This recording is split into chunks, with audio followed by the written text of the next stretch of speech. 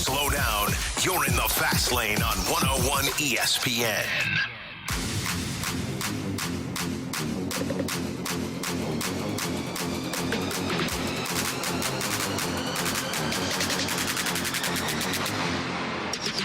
Let's get nasty on a Monday. Welcome to the Fast Lane. Bradford Bruns, Andrew Marsh, I'm Carey Davis. Your time check is 2:02. That time check is brought to you by Clarkson's Jewelers, an officially licensed Rolex jeweler. Fellas, Jamie Rivers is out. He'll be in from the road at some point this week. Anthony is out in Florida with the family. He'll be out until Friday. They're letting the inmates run the asylum, boys, and we're going to have a great time. I'm excited. We're going to have a great day. Hoops galore, buddy. Hoops galore. Yeah. All right, I'm excited. So we finally got our 68 teams.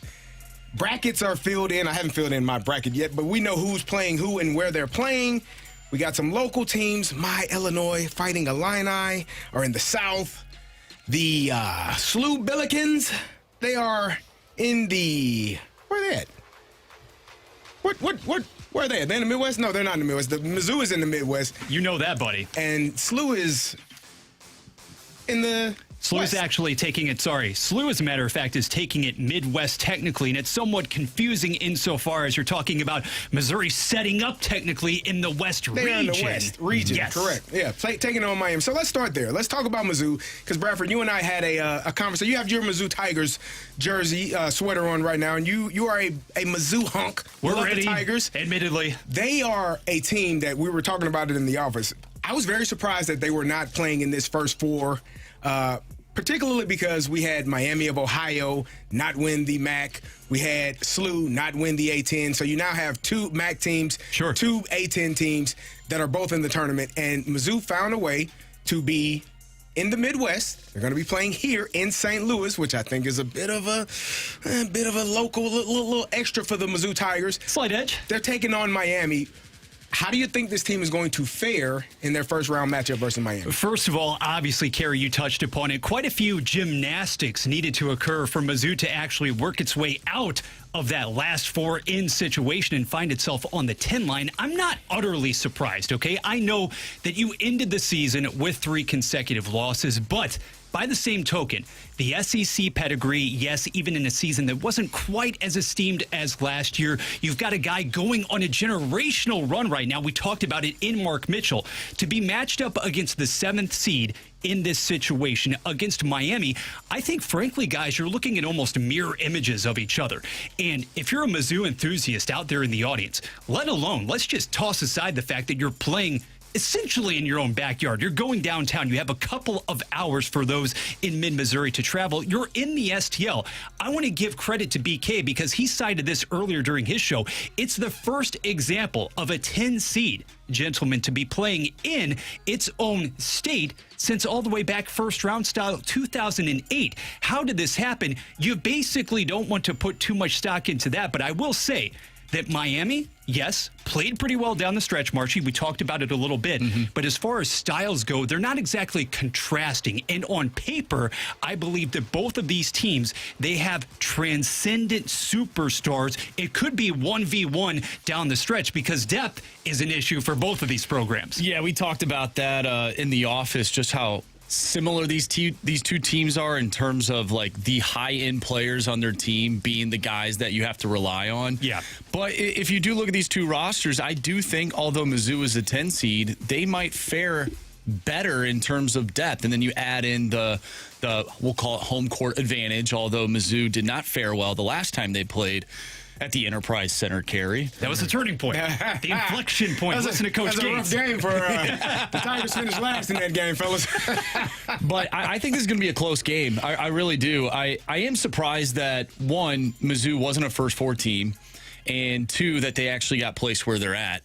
We were talking before the show started. I wonder if it would have made more sense if like Illinois was playing at the Enterprise Center, just because you don't have the, well, you know, they're playing in their home state and whatnot, but you still get that local flavor here in St. Louis. But I'm excited for this, a 9-10 start time. So, you know, people, if they're at work, although if you are at work, I'm sure you're going to be watching the games either way. But at least people get to come home. They get to sit down. They get to watch this basketball game. I think it's going to be a very intriguing game because of how similar these two teams are. I do not see it being a blowout either way. I know Miami's a 1.5-point favorite, but that's pretty good for Mizzou. If Mark Mitchell can just take over, I think Mizzou wins this game. However, I've watched games. I've watched a lot of Miami games as well, and they have some guys that can take over too. So it's going to be a fun game to watch. I'm excited for the tournament, man. Period. I'm super excited.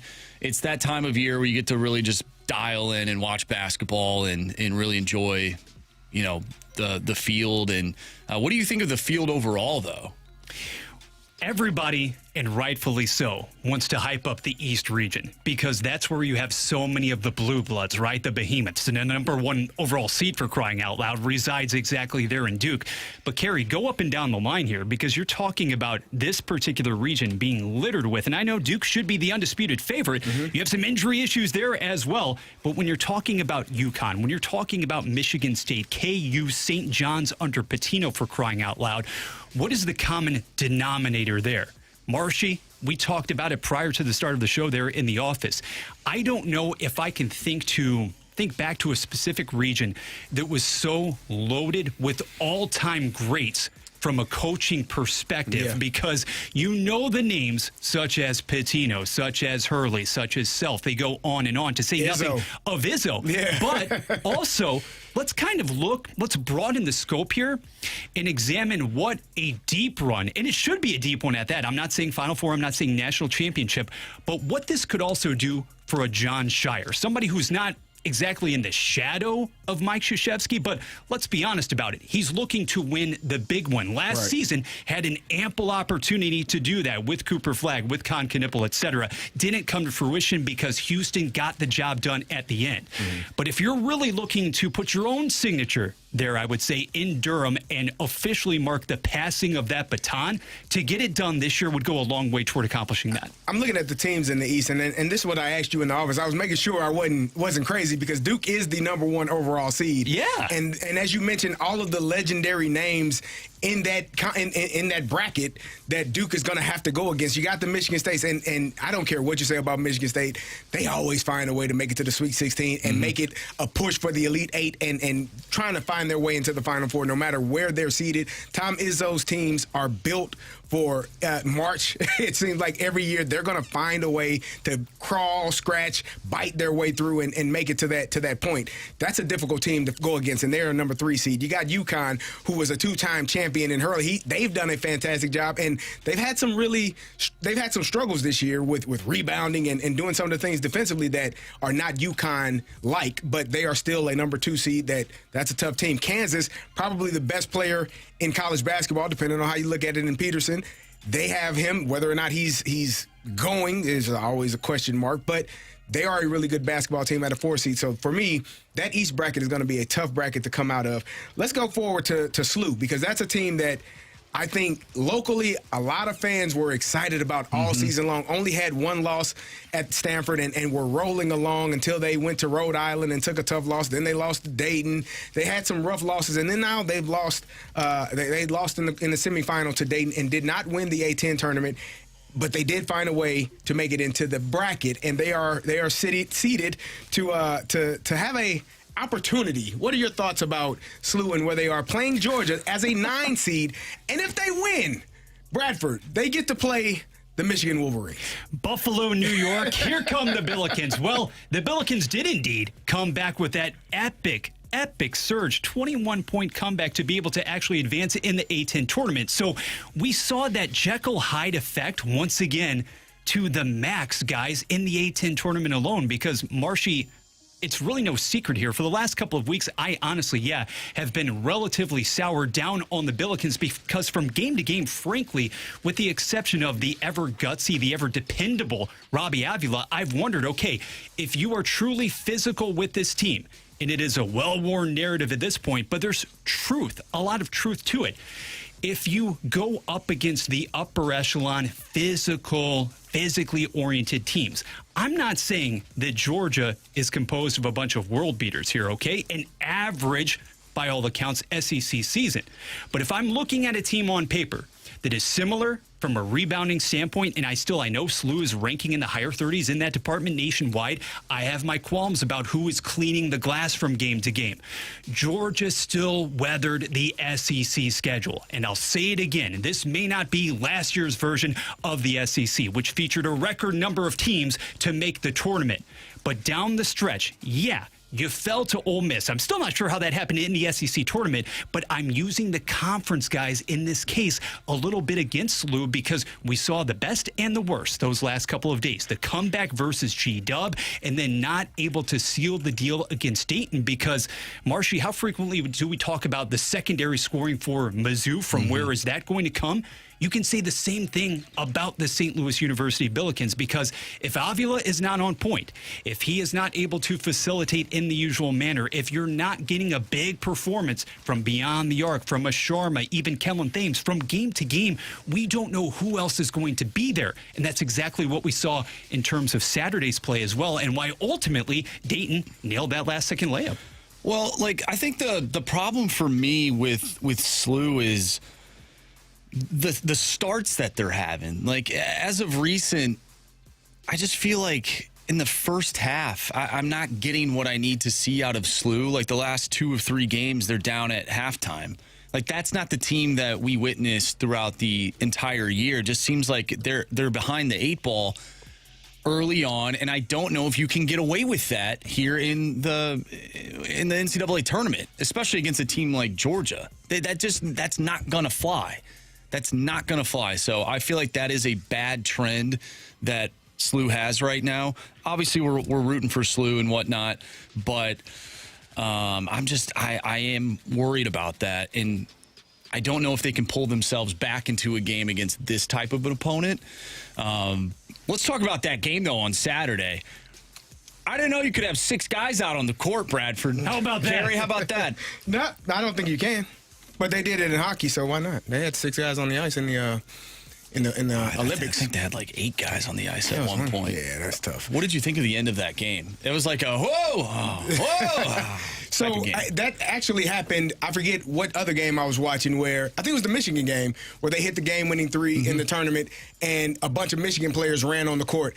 If you're the opposing team, your job is to collect that ball and throw it in as quickly as possible. Right. Now, whether or not you realize or are able to understand that, if you throw that ball in that quickly, you can say, hey, they got 6 or 7, 8 guys on the court right now, and it would have been a technical foul. I think it was Wisconsin that happened to for Michigan where the Michigan player hit the 3 and they went up in that game, and there were still 0.6 seconds left or 0.4 seconds left, similar to with the SLU game. If you throw that ball in bounds, now the referee has to make a decision. There are indeed too many people on the court, and I can call a technical foul. You go shoot 2 free throws. You get an opportunity to get the ball back with 1 more shot to win that game. But that's just high IQ, and in that moment, I think it's difficult to understand. Now, that will be a teaching point going forward. So if it happens, in this tournament, I'm sure you'll have teams prepared for it. If this happens next year to a team, I'm sure you'll have teams prepared for it. But when it happens back-to-back days like that, that's something that I saw it when it happened for Mizzou, and then I saw it with SLU. I'm like, you gotta be locked in.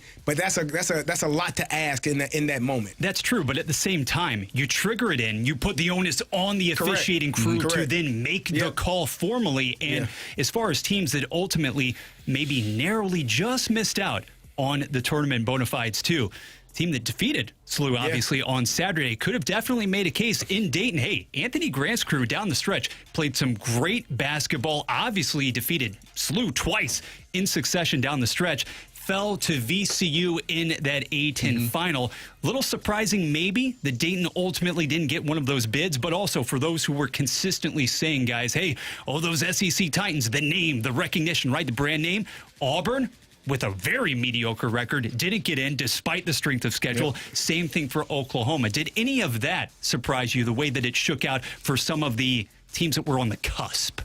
the bubble. I think there's always going to be teams that you're looking at and say, man, that team should have been in, or why is this team in over that team? The fact that Miami of Ohio has to play in the play-in game is kind of strange to me. They were undefeated. I know they lost in their MAC tournament, but they only lost one game all year. So the fact that they actually have to play in is weird to me. But all things tend to get sorted out as the tournament goes. Usually the best teams are going to find a way to make it to that Sweet 16, Elite 8, and eventually Final Four. So we'll see how it all shakes out. We'll get into the Illini later on. We'll save the best for last. You know how I feel about it. We'll save those guys for later. That's Bradford. That's Marsh. Coming up, we have the Blues are 7-2-1 in their last 10 games.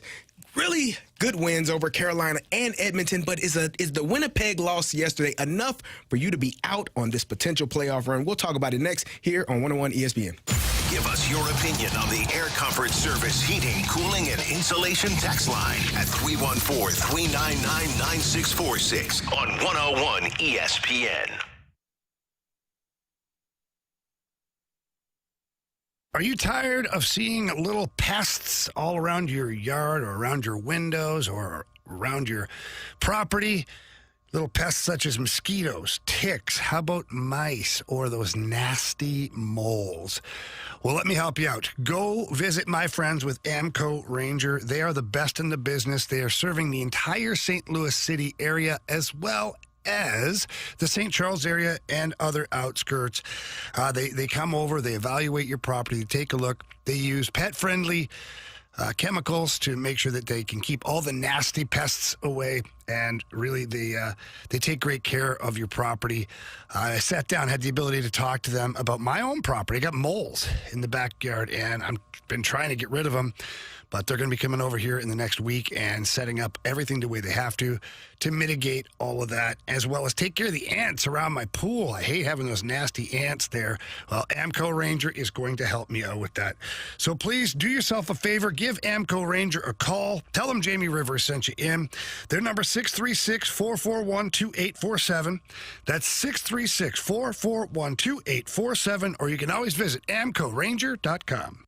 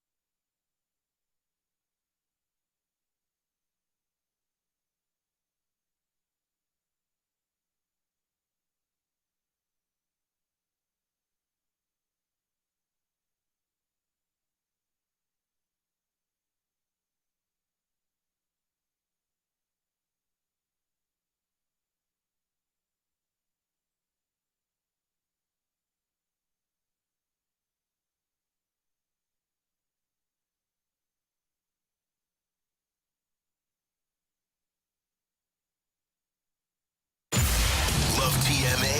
Then nominate yourself to be the Morning After Listener of the Month, and you could be selected and score a Form Energy prize pack. Sign up now at 101ESPN.com or TMASTL.com. The TMA Listener of the Month Club is presented by Form Energy. We do the work. This is the Fast Lane on 101 ESPN.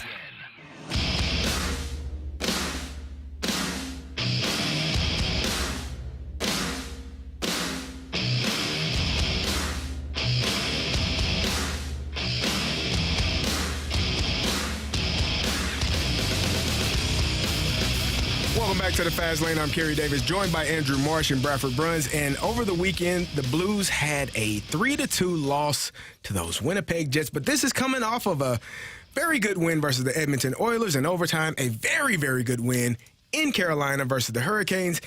And Marshy, you even sent us a message last week. I think it was after the Carolina Hurricanes game asking, are you up? You got a text message from the Blues saying you up.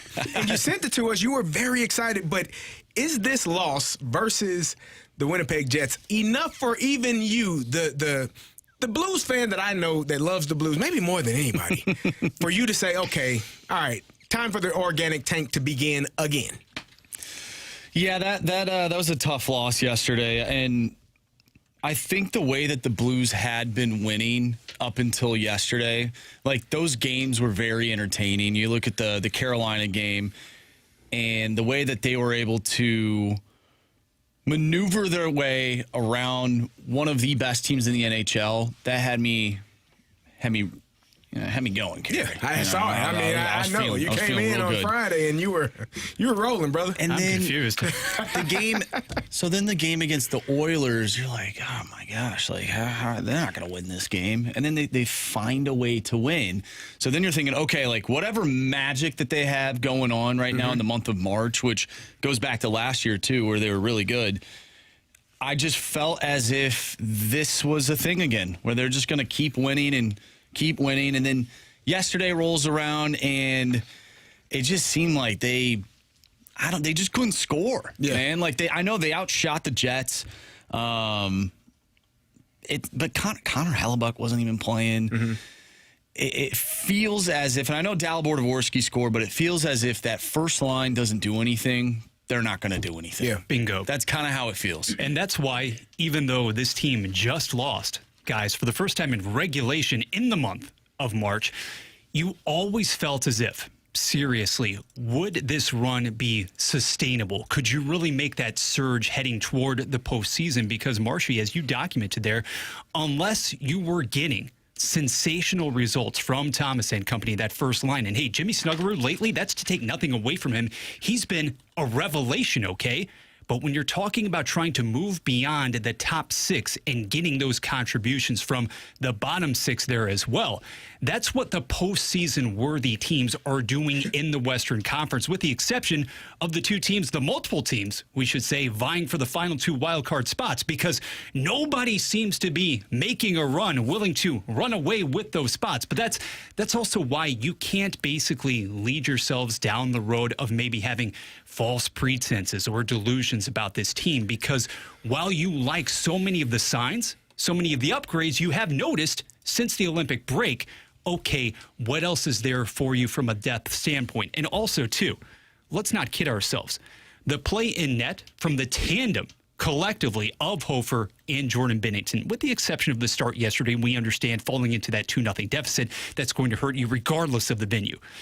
You can't match that. You can't hope to sustain it throughout the rest of April. These guys have been standing on their respective heads. And while you did see the switch in momentum down the stretch yesterday, heck, to your point, Marshy, you outshot Winnipeg 31-16. You had high danger chances, specifically in the second period.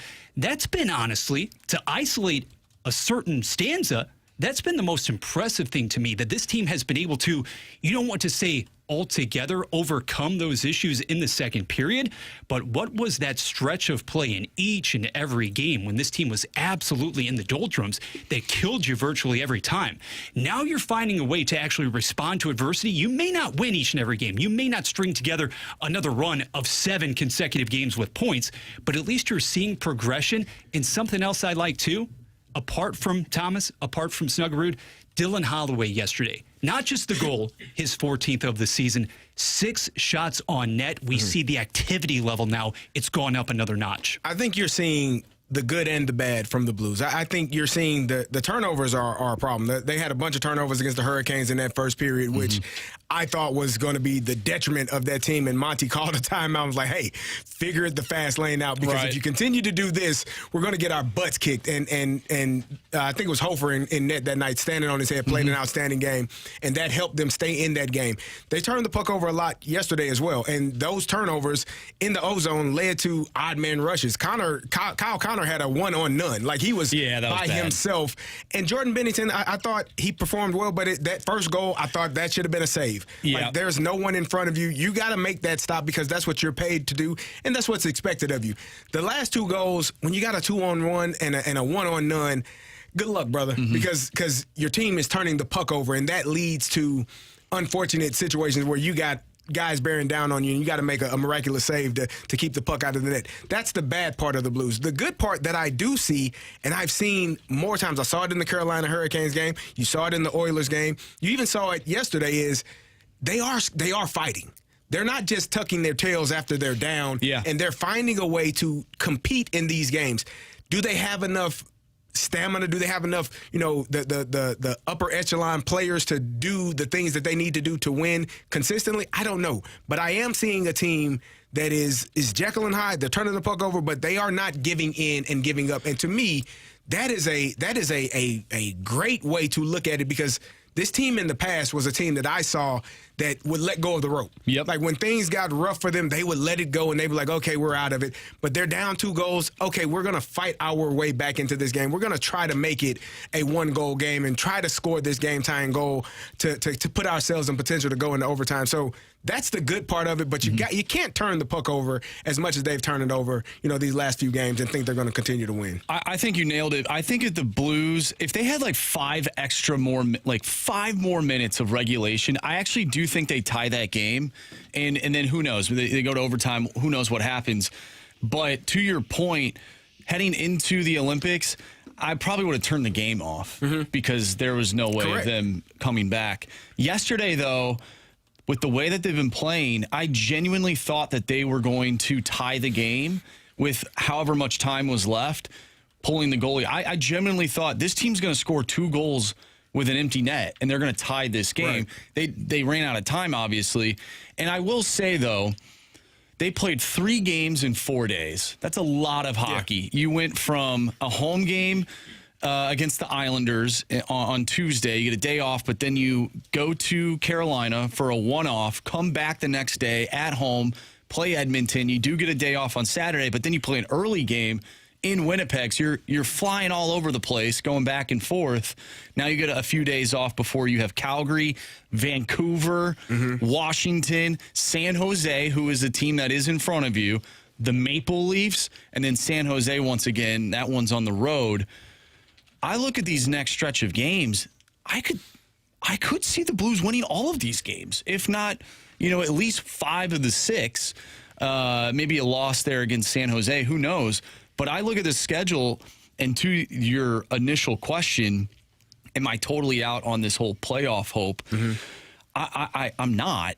I'm not, based on what I'm looking at on this schedule and knowing, okay, this team just played 3 games in 4 days. They're probably gassed. Right. They need a few days off. But if they keep playing the way that they have been playing, at least giving us some exciting hockey, I could totally see the Blues rattling off, 4, 5, even 6 wins coming up in this next stretch of games. So right now they're 7 points behind the Seattle Kraken for that final wild card spot. And you talked about the 2 games that they have coming up versus Calgary, versus the Vancouver Canucks, both teams behind them in the standings. If they were to lose those games in regulation, 1 of 2 or 2 of 2, I think that's the seal of the fate. Yeah, the casket is closed at that point. I'm cool with that. Because if you lose those 2 games, 2 teams that are behind you right now, and you're only 7, and I say only, and that's a Marshy word, because I know Marshy is a firm believer that 7 games is more than enough time to get back into it. But you're 7 games out of a final wild card spot. If you lose, if you cannot find a way to win in Calgary and win in Vancouver, the season is probably over. And I mean regulation losses in both of those games. You're probably out of it. And at that point, you're flirting with the bottom of the standings, and then you're flirting with a top pick, right? Yeah. So I think at that point, the writing is on the wall, and then you're just sort of going back to the organic tank. That's why I'm so, man, do I want this team to make a run because they have been playing better hockey? Ultimately, I would rather watch the playoff. I'm going to watch the playoffs either way. I'd rather the Blues be in the playoffs. But also, the idea of getting a top pick is very intriguing because we haven't seen it in quite some time. I just look at this next stretch of games, and I'm thinking, I think the Blues have a really good shot at taking a decent amount of games. Quickly, Marshy, if you are to make a run, if you muster some sort of a run, we've talked about secondary contributors. Who else is going to be stepping up beyond the Thomas line? Thought it was interesting yesterday. Dvorsky, after a one-game absence, returns to the lineup, enters the score sheet essentially first. How did you assess his return after, again, the one-game absence? And you understand why, in that case on Friday versus Edmonton, Montgomery was liable to sit him. The game had tailed off to some degree. Obviously, exhaustion, fatigue, acclimating, number one, to the NHL, and then having gone through the gamut, obviously, there at the Olympics, too. What did he bring to the table again yesterday? Well, obviously, he brought that goal, which was nice at the time. You would like for the Blues to keep it closer than ultimately what it ended up being. But, I mean, I think he was fine. You look at the time on ice, the last two games, it's gone down since the Anaheim and Islanders game. But he was fine. He had 2 shots on net. I'd love for him to shoot the puck more. The guy's got an unbelievable shot. I think that's one thing that I've been asking for quite some time out of him. You go back to the Islanders game, no shots on goal. He was a -1. The game against Carolina, only 1 shot on goal. Yesterday, 2 shots on goal. I want him to shoot the puck more. That's what I want out of him. That's Andrew Marsh. That's Bradford Bruns. I'm Carey Davis. Coming up, despite Mark DeRosa's best attempts, the USA is playing in the final of the World Baseball Classic after a huge win. Just kidding, Mark. After a huge win over the Dominican Republic, 2-1. Did we just witness the best that baseball has to offer? We'll talk about that next on 101 ESPN. The first round of the NCAA Men's Basketball Tournament tips off this Thursday, and you can watch all the madness with 101 ESPN. Join BK and Ferrario and the Fast Lane this Thursday as they broadcast from Helen Fitzgerald's. Then Friday, you can join both shows live from Ray's Sports House in Soulard. Come watch the games with BK and Ferrario and the Fast Lane. Sign up for 101 ESPN giveaways and enjoy a cold Bud Light. Easy to drink, easy to enjoy. Learn more now at 101ESPN.com.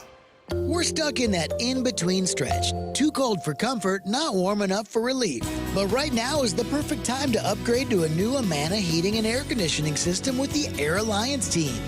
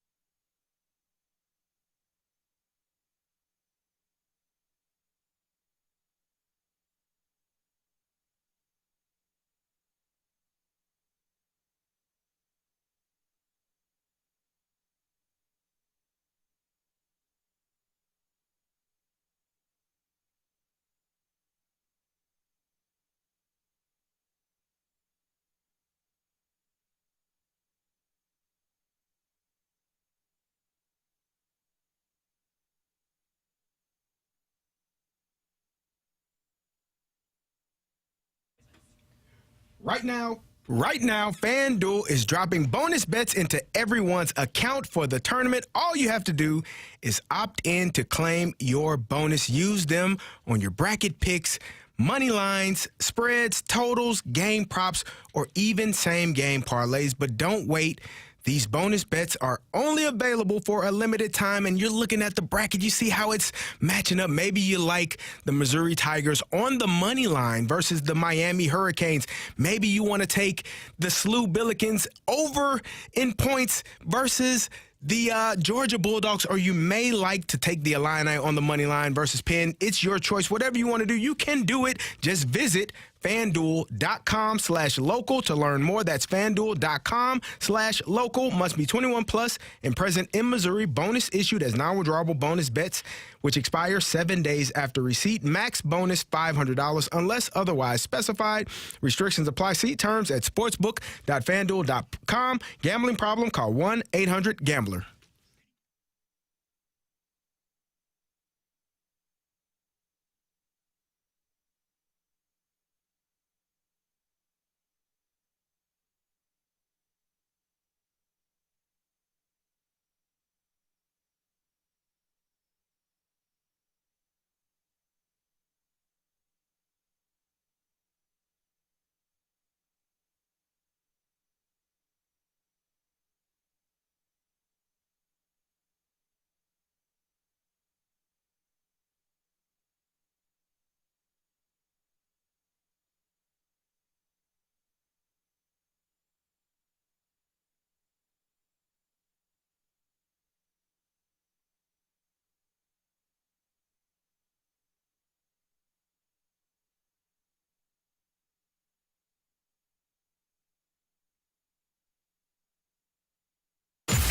Spread Zone, where sports betting meets reckless optimism, questionable logic, and the occasional stroke of genius. With hosts Anthony Stalter, Tim McKernan, and Scott Rizzuto. Check out the latest from the Spread Zone at 101ESPN.com or the 101 mobile app. The Spread Zone is brought to you by FanDuel Sportsbook. Make every moment more.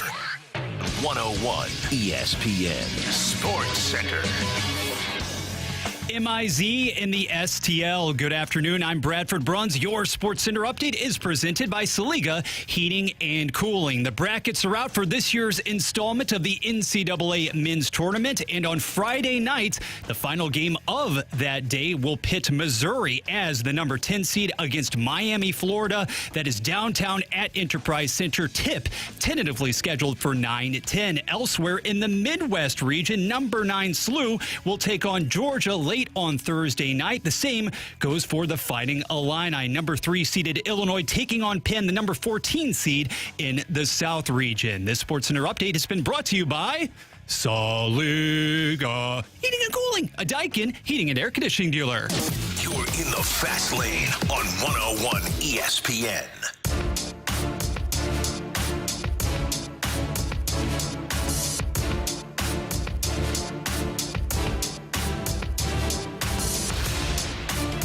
Welcome back to the Fast Lane. I'm Carey Davis, joined by Andrew Marsh and Bradford Bruns, and we just saw an epic matchup in the semifinal of the USA versus the Dominican Republic in the World Baseball Classic, which USA won 2-1. But that's not what everyone's talking about.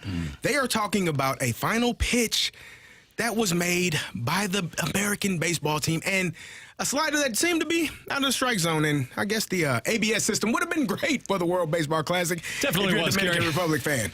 But it was a strike. It was definitely outside of the zone. That Mason Miller slider, way out there. So I'm watching the game last night, and final pitch, and I'm like, no, like that was my genuine reaction. Yeah. And he said, yeah. Rachel's like, do you not want the United States to win? I'm like, no, I do. I just don't want the game to end like that. That was such a bad call, especially with, a runner on, a chance for maybe extras, who knows, and for a game for that magnitude to be decided on that call. I thought it was a great at-bat, for one. So to have it in that way, as a baseball fan, that really ticked me off that was how the game ended.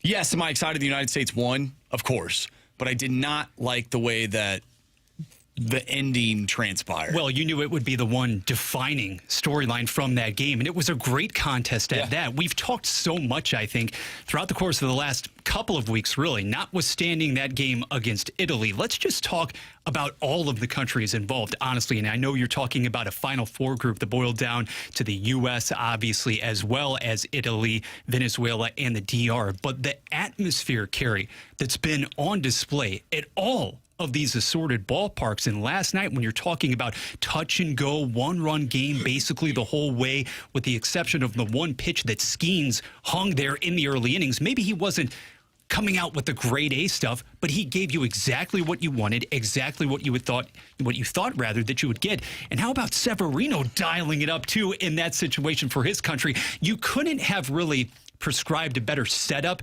for a game to determine, all right, which team is going to make it to the final contest. And that was the biggest takeaway for me, apart from obviously the call that was critical, no doubt about it, that was questionable, to put it mildly. But I left that game, Marshy and CD, honestly wondering, are we going to see a more high-octane environment, a better product on display at any point during the regular season, maybe leading into the playoffs? And I think it's interesting that we get this. I don't believe it's something that should happen on an annual basis, okay? But if you're talking about instituting this every 4 years, kind of like Four Nations Face-Off or Olympic style, each and every team, even the United States now as well, is so invested in it. The fan experience is such that when the regular season rolls around, my reservation is that almost from kind of the 50,000-foot view, are we going to have a bit of a letdown, because will these games be able to possibly match the excitement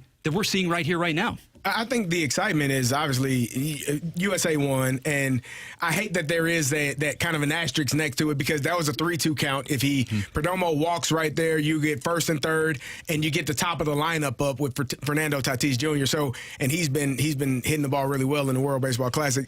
I think that's the level of frustration, and I think as a player, as a fan, you don't want umpires or referees to have a determining outcome of the game. And I've said this plenty of times, I never think one specific play is how you win or lose a game. There are other opportunities in that game, in any game, football, baseball, basketball, where you could have, had a hit, got a runner across, done something, caught a pass, whatever the sport is in that game that could have taken place that have put you in a better position. But I do think that it's frustrating that that's the thing that most people are going to remember from that game, because it was an outstanding game, and to finish it that way. And I agree with you, Marshy. Despite you wanting USA to win, you want to look at it and say it's done in the right way, and not have any umpires or any officials kind of interfering or being a part of the conversation when it's all said and done. I don't know if baseball can recreate this for the regular season. Carey's chair has fallen apart. It's been a gradual progression. Yeah, isn't that? I think it's the second chair that he's tried out today. Is it not? He's just the same chair. He's it is the same chair. A little too excited for Thursday night, and that's okay. He's That's gonna okay. have to stand now the rest of the show. I don't see Major League Baseball being able to recreate the environment. I mean, let's be honest. This is going to be the most people that ever go into that Marlins ballpark all season long. You aren't kidding there. So, you just don't.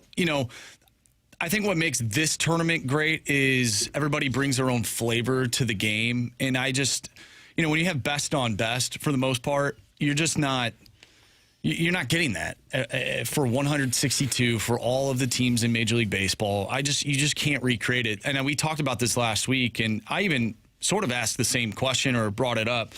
And Anthony made a good point saying, that's playoff baseball. Like, you're going to get this type of atmosphere for playoff baseball. How does Major League Baseball continue that type of buzz for a full 162? I don't know if you can. I really don't. We see the same thing in hockey. We talked about it. How does the NHL sort of capture that new audience after the Olympics? Well, it's going to be difficult when you watch the fastest paced game ever, and then you go watch Vancouver and Calgary play a game. Or whoever, name your team. It's not the same. So that's what I feel like with this.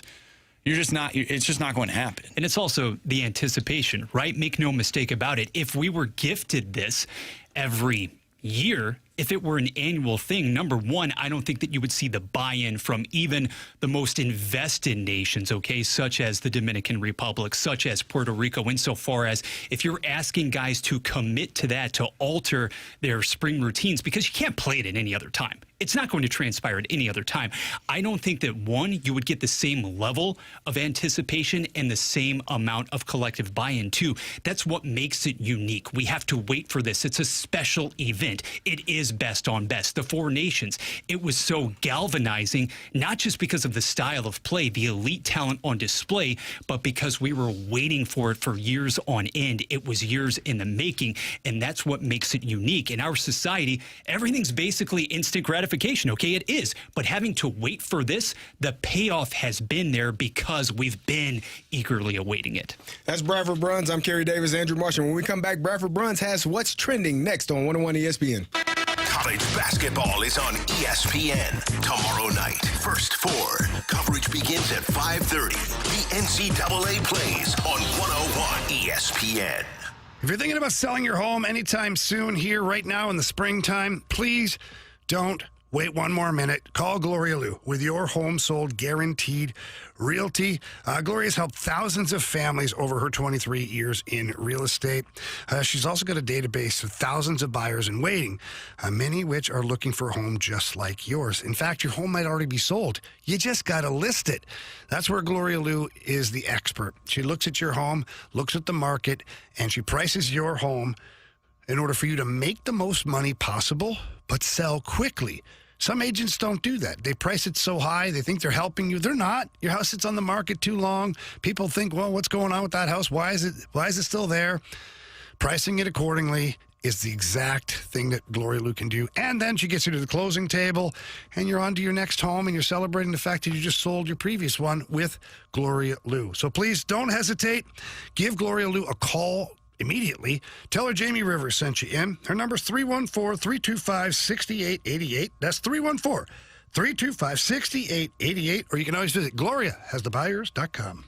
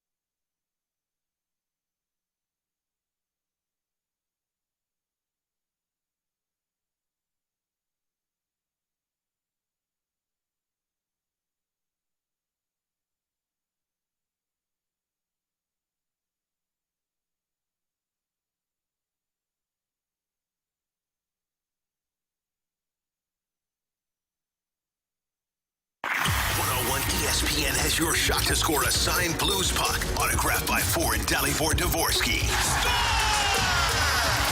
One-timer, Dvorsky! Enter to win right now at 101ESPN.com or on your 101 app, powered by Dobbs Tire and Auto Centers.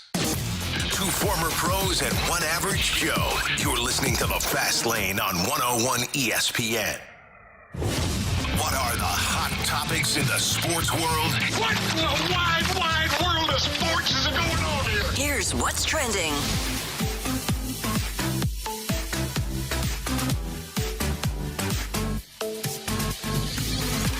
Edging closer to the top of the 3 o'clock hour in the Lou on the Fast Lane. Bradford Bruns, Andrew Marsh, as well as Carey Davis with you. Guys, this is what's trending on a hoops-heavy day. You know that we have to make a little bit of room, at least, for the National Football League. Let's talk about the latest backup QB for Patrick Mahomes at Arrowhead Stadium. The New York Jets, they are finished with the Justin Fields era, as Chicago's former first-rounder is going to be joining his third organization in as many seasons. The Jets kicking in $7 million of Fields' guaranteed $10 million figure for next year to ship him to Kansas City for just the price of a 2027 sixth-round draft selection. So Fields goes to KC, and in the event that Patty Mahomes, his recovery from ACL/LCL surgery, takes him into the regular season, it seems as if they have their guy now.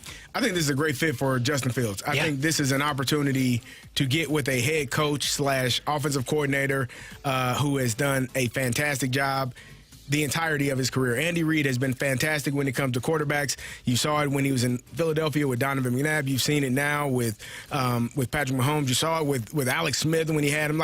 You've seen some really good quarterback play under Andy Reid, and Eric Bieniemy is back as well. And I think the intensity that Eric Bieniemy brings for that offense, that you have to know exactly what you're doing every single snap, every single rep.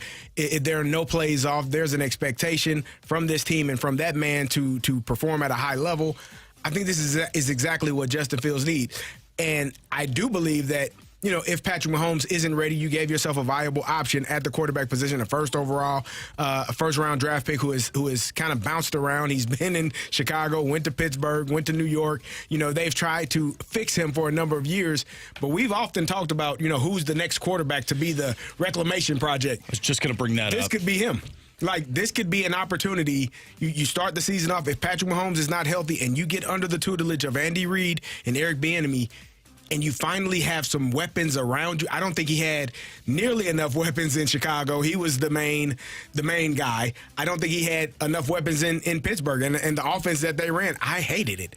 And then I think when you go to the New York Jets, you had Garrett Wilson, but it wasn't, I think you still needed more. So, and Breece Hall, obviously. But I think that this is an opportunity for Justin Fields to get his career on the right path for the first time in his entire NFL career. Yeah, we look at some of these reclamation projects. They will go to a spot to where they can ultimately rehab their career, and then they go off somewhere else.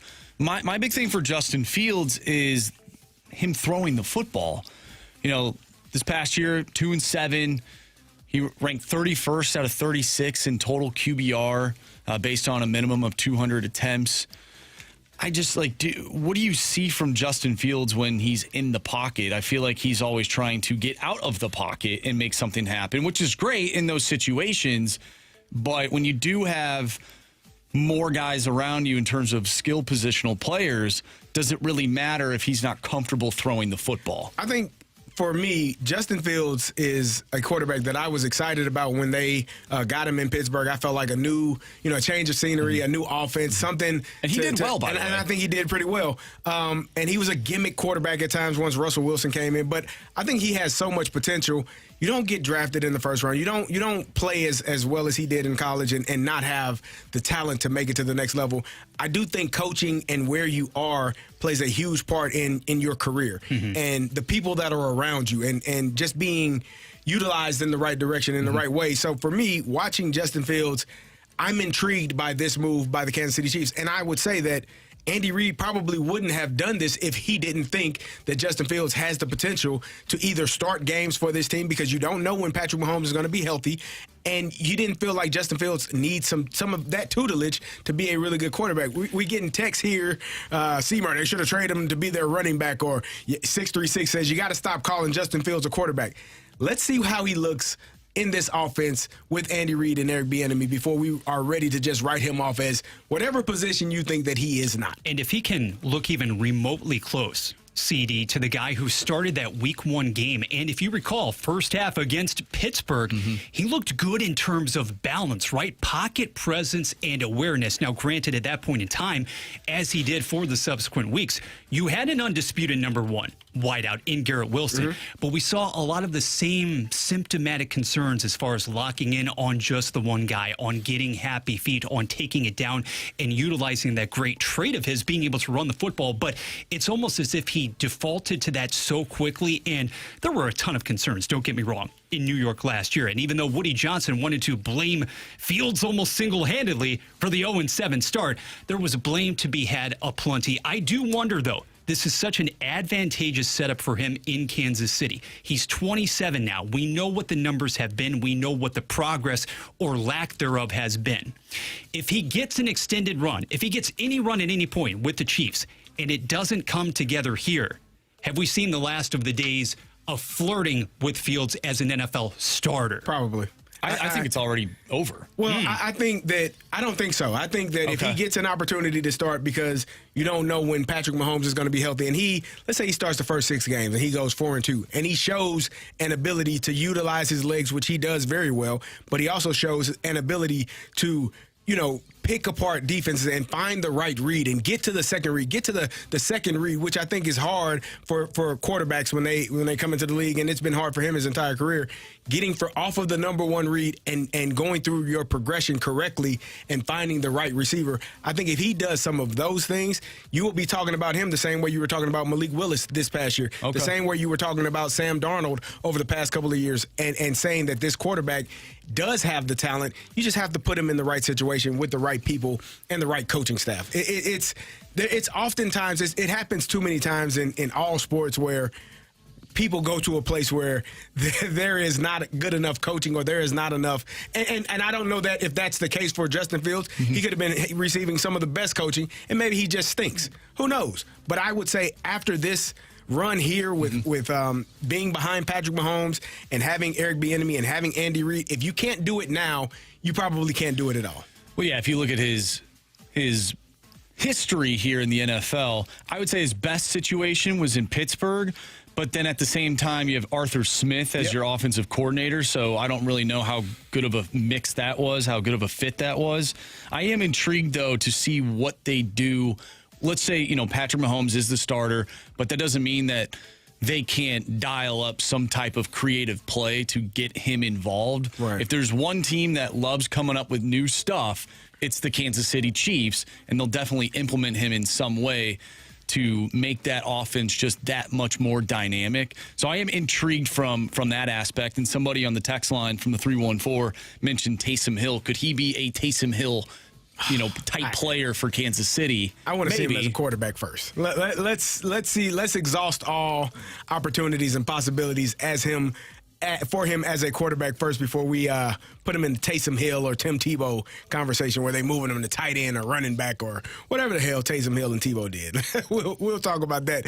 We'll cross that bridge when we get to it. The Blues had a tough loss over the weekend on Sunday versus the Winnipeg Jets, 3-2. We'll talk about it with Jeremy Rutherford, Blues insider for The Athletic, next on 101 ESPN. All right, I'm excited. The Redbird Report, your front row seat to all things Cardinals. From the dugout to the diamond, BK and T-Bone go deep with the latest news, notes, and analysis. Watch the Redbird Report on YouTube or listen online at 101ESPN.com.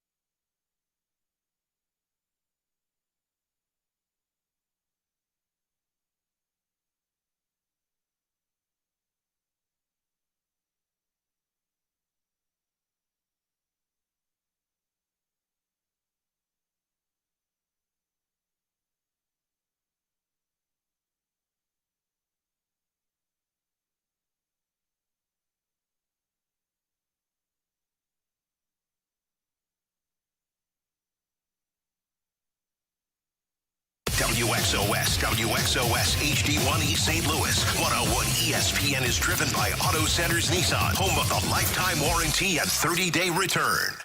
Buckle up. This is the Fast Lane on 101 ESPN. It's time for the Rutherford Report with our Blues insider, Jeremy Rutherford, on 101 ESPN. JR is brought to you by Evergreen Wealth Strategies, helping everyday people every day. Visit evergreen-ws.com.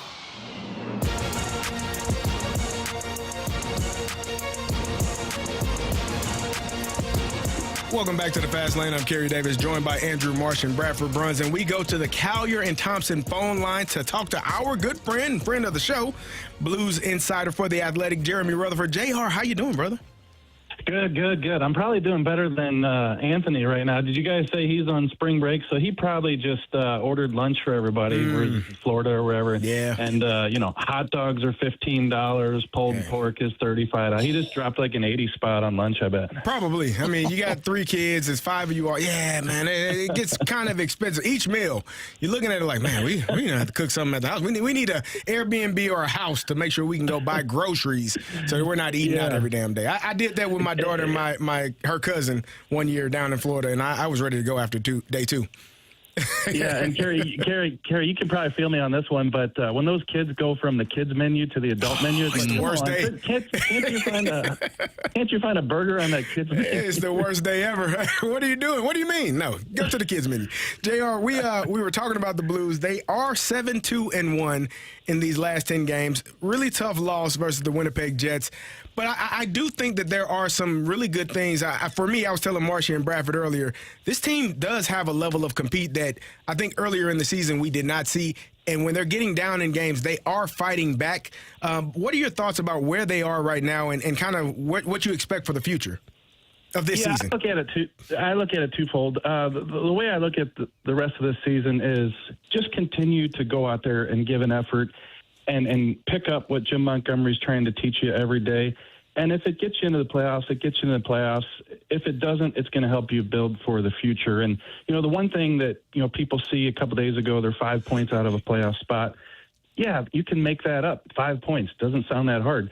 But the reason you got to within 5 points is because you went 7-1-1. So you've got to maintain, that pace, which means 15 more games. You got to win 11 or 12 of them.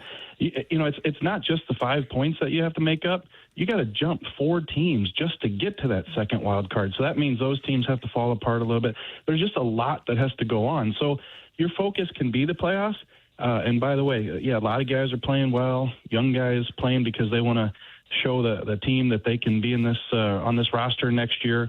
You got veterans who are involved in trade talks, so they got a chip on their shoulder, and you got a team that people are counting them out, so they're playing like hey, we can do it. So I just think if you keep pushing, whether it ends in the playoffs this year or it puts you in a better spot moving into next year, that's the way it works. JR, I believe this first line is playing some incredible hockey right now. With that being said, what are you noticing from the rest of the group in terms of offensive output? Not great. They definitely need some more offense from the rest of that forward group. It's great, though, to see Dylan Holloway, Robert Thomas, and Jimmy Snuggerud doing what they're doing. Because as I mentioned a second ago, guys like Holloway and Snuggerud are definitely a part of the future, and we'll see with Thomas. And maybe the way he shows up the rest of the season changes the mind of the Blues in terms of what they want to do with him. Who knows? So either way, the fact that the 3 of them are clicking the way they are, and by the way, Jimmy Snuggerud, number 3 star in the NHL this week, a rookie to be a top 3 star in the league is just tremendous. But I look at those bottom 3 lines, and yes, Kyrie's been big time quiet. Buchnevich, those guys, Jake Neighbors, definitely they need to pick it up. But then you look at that bottom 6, and I think it's just a mix match of guys right now, different guys in the lineup every night. I like what I see out of Berggren. He's a waiver wire pickup, and you think that, okay, those guys don't typically stick, but he's making some plays, and I think he can be on this team moving forward. But I think a couple of those guys that are in the bottom of 6, they might not even be here next year. So I don't know that this is the best evaluation of that bottom six group right now. JR, I do want to stick with the top three standouts for another minute because it almost seems as if in some ways Thomas, his numbers of late obviously speak for themselves. You have Snuggerud on a tear, 10 points in his past 6 contests, and yet Dylan Holloway, we're increasingly seeing, I think, the version that so many within the organization, so many fans for which they were hoping coming back from injury, igniting the offense, being uber aggressive. He had 6 shot attempts last night alone. How close are we to seeing the best version in the blue note of Dylan Holloway moving forward? Yeah, he was great last year, Bradford, and I think we might be seeing it right now. He was starting to look like himself again. Doug Armstrong mentioned this right before he had the high ankle sprain and then missed some time.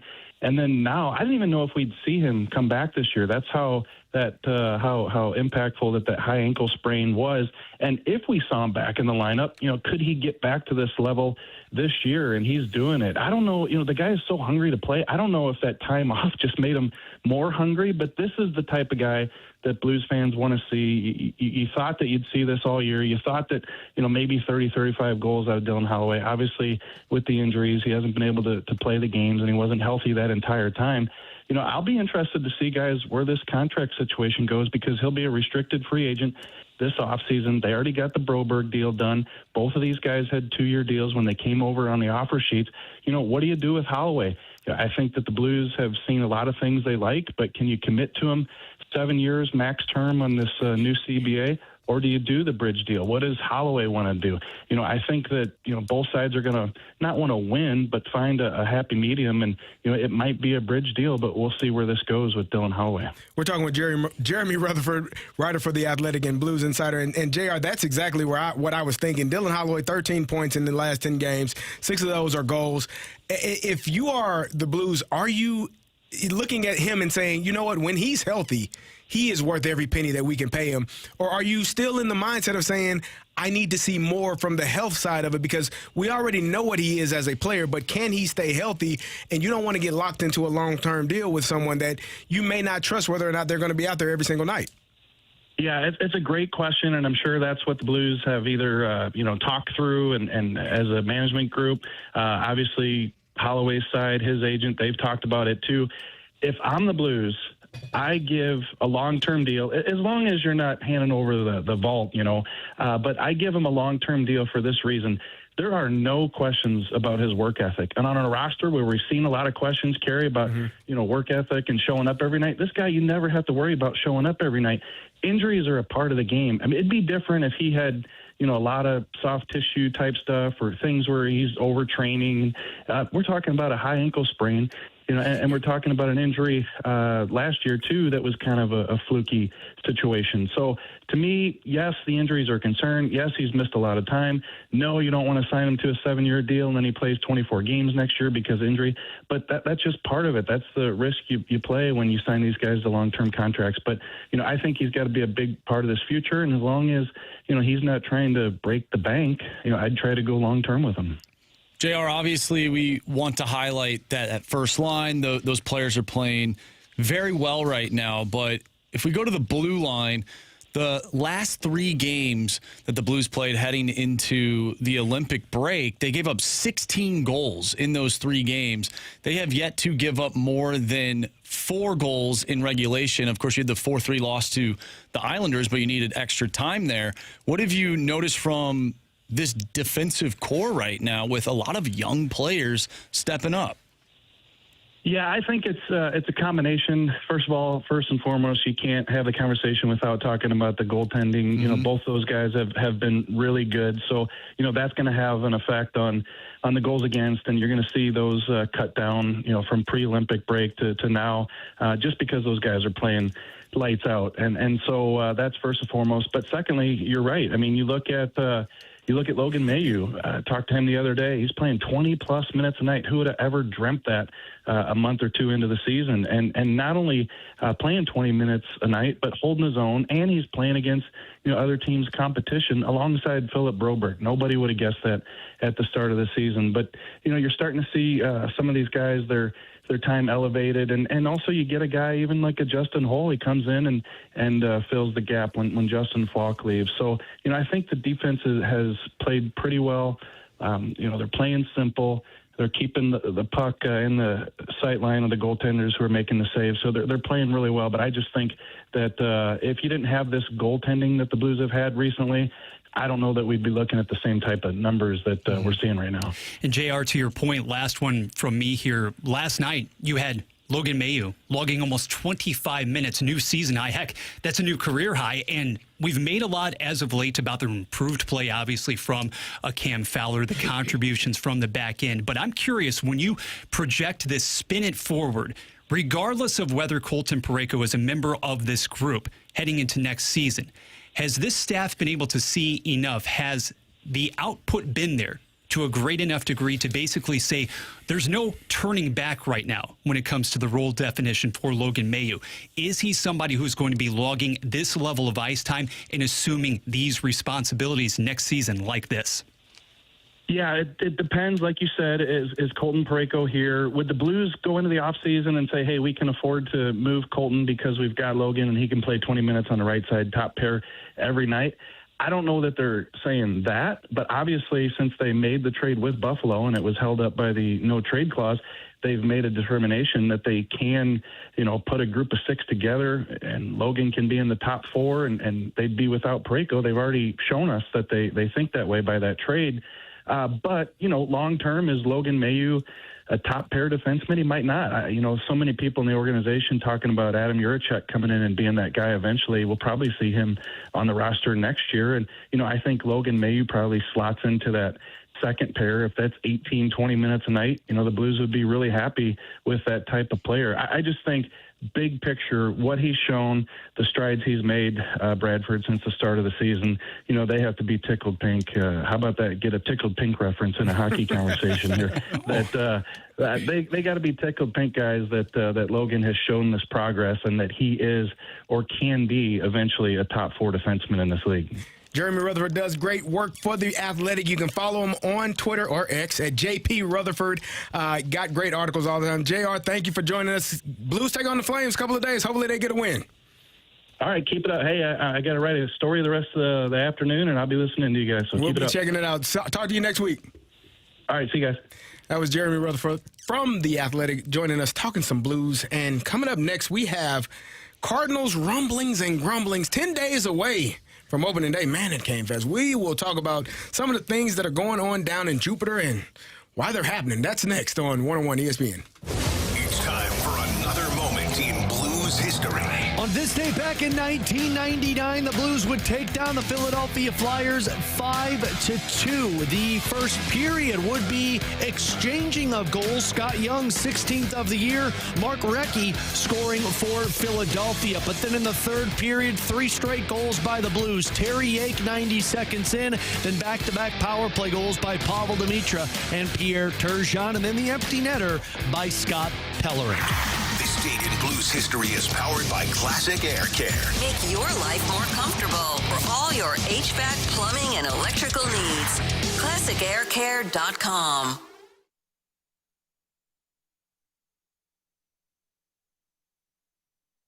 My friends over at Urban Chestnut got an amazing thing going on right now. One, they've got great beers. They always have had great beers. But my personal favorite is the Zwickel Light. It's just awesome. It really is. It's a light beer, but it actually tastes like beer. It doesn't taste like water.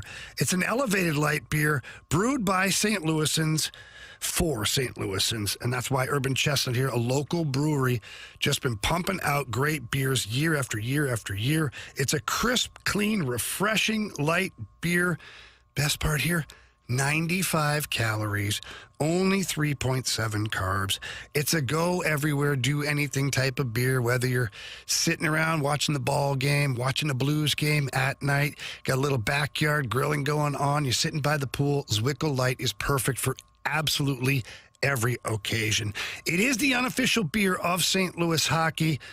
And it's the official beer of any Rivers party that's going on. I can promise you that. So again, those are my friends at Urban Chestnut. Visit them, urbanchestnut.com. And remember, keep it light, keep it local.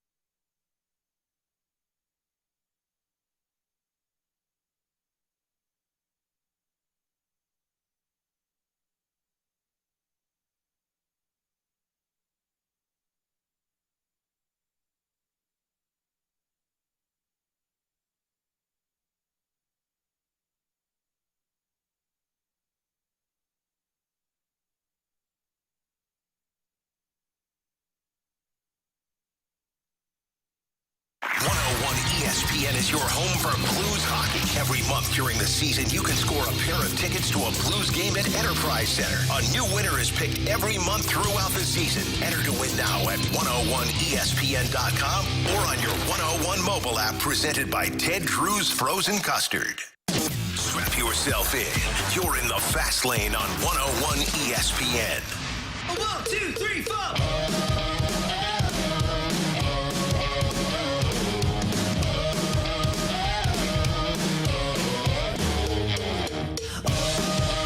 Welcome back to the Fast Lane. I'm Carey Davis, joined by Andrew Marsh and Bradford Brunson. We are winding down spring training, headed towards opening day, just about 10 days away. Opening day will be March 26th, next Thursday, and we are looking at some things that, Bradford, you wrote this up, and you were a bit concerned about our good friend Jordan Walker.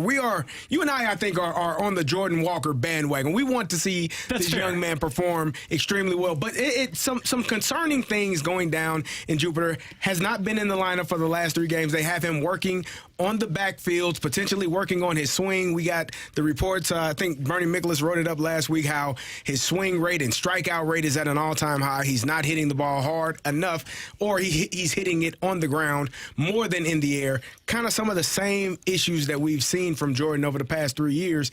And is it a cause for concern for you? It's not for me, but is it a cause for concern for you, bro? Allow me to be clear. Much like Chaim Bloom, allegedly, I don't put a ton of stock or legitimacy into spring training numbers on the surface. Now, you can proceed to go deeper as well. You can give me as many analytical measures and figures as you want to.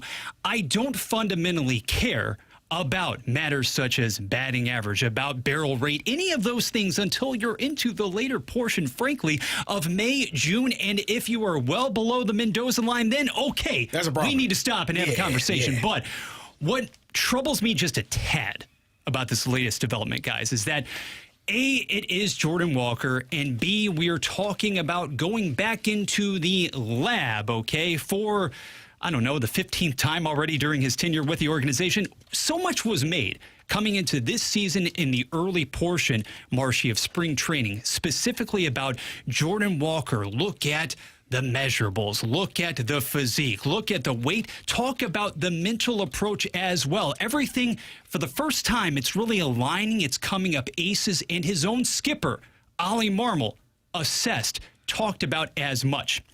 And here we go again. The numbers, that's one subject. We know he hasn't exactly been rollicking the baseball down in Jupiter. But to hear that, here we go again, behind the scenes, we're working on a backfield, we're sitting out for a span of 3 games. And to me, the clock is ticking insofar as we are a week and a half away from opening day, next Thursday, Tampa Bay, a classic opponent coming into Busch Stadium to open the regular season. And I think it's a foregone conclusion at this point, as it should be during this build, this rebuild, however you want to categorize it, that he needs to be out there as the opening day right fielder and, barring something unforeseen, for the duration of the entire season. This is a make or break campaign for Jordan Walker. For better or worse, I need to see him for 162. But this close to the start of the season, even if this is a tweak, even if it's finessing something behind the scenes, from an optics standpoint, from a strategic standpoint, you need nothing but good vibes surrounding this young man entering the season. And to hear that once again we're dealing with this, we're fiddling with the knobs, that's what makes me a little pessimistic.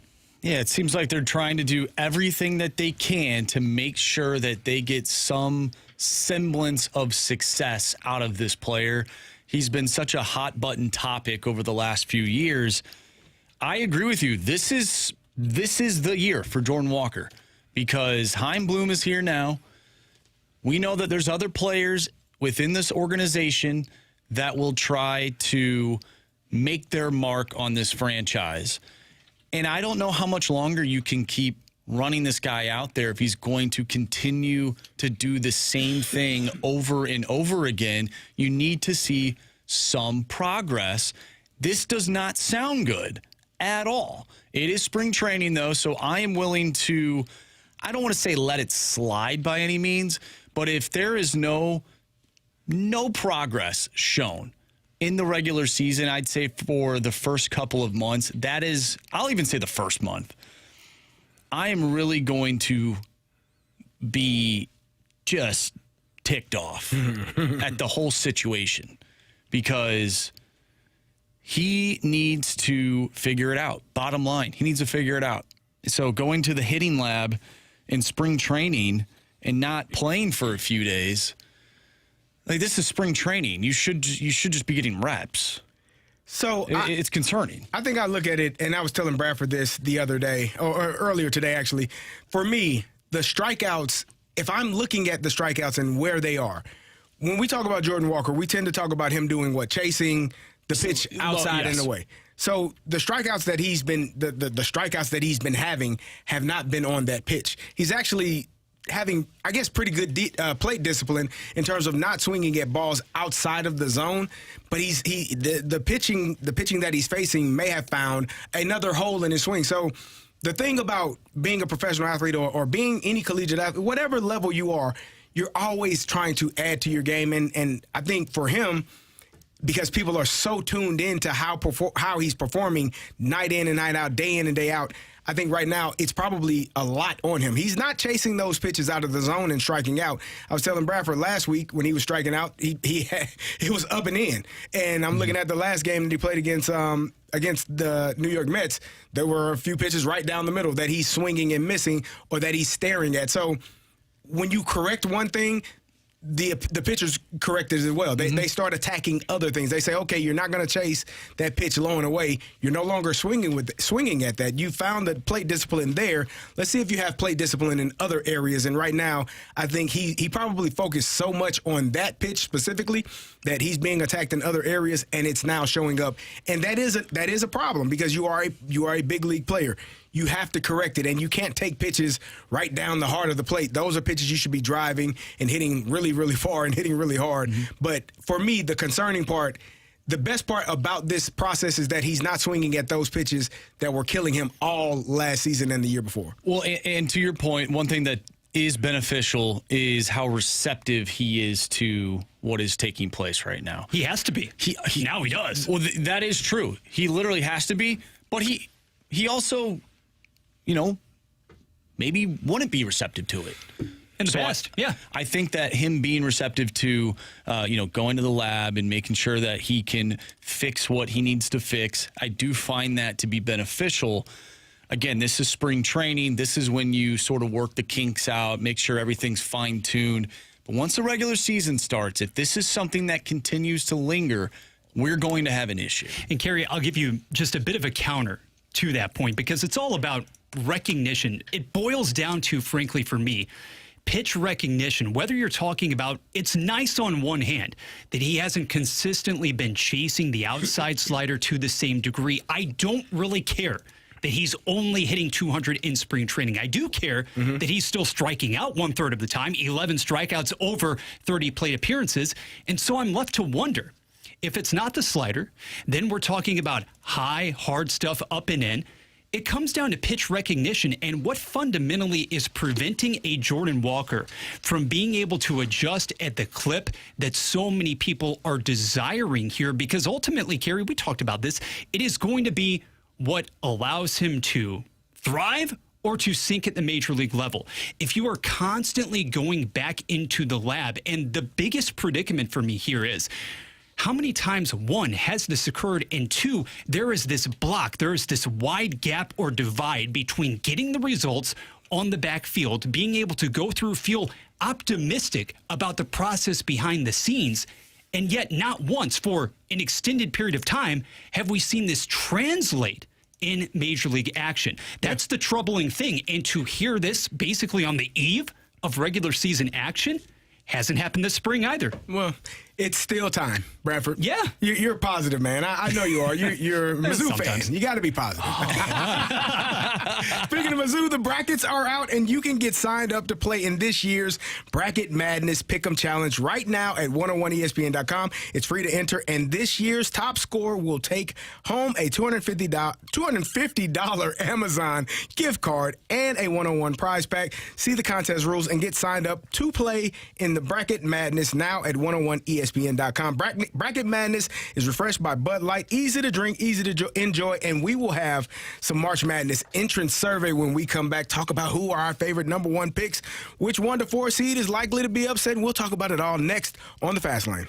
The bracket is out. Show off your tourney knowledge and play in this year's Bracket Madness Pick'em Challenge. It's free to enter, and this year's top scorer will take home a $250 Amazon gift card and a 101 prize pack. Must be 21 plus and a resident of Missouri or Illinois. See the contest rules and get signed up to play in Bracket Madness now at 101ESPN.com. Brought to you by Bud Light. Easy to drink, easy to enjoy. FanDuel is offering an early win on your pre-live money line bets for college basketball when your team goes up 10 points and it stays a win no matter how the game ends. Did you get that? Win or lose, if your team takes a lead of 10 points or more, that's a win for you. And don't forget, with FanDuel, you get paid instantly when you win. Now, you're looking at that bracket. You're looking at some of those number one seeds, and you're saying, I think Duke can go up by 10 at one point in this game. I think Florida may be able to go up by 10 in one of these games at some point.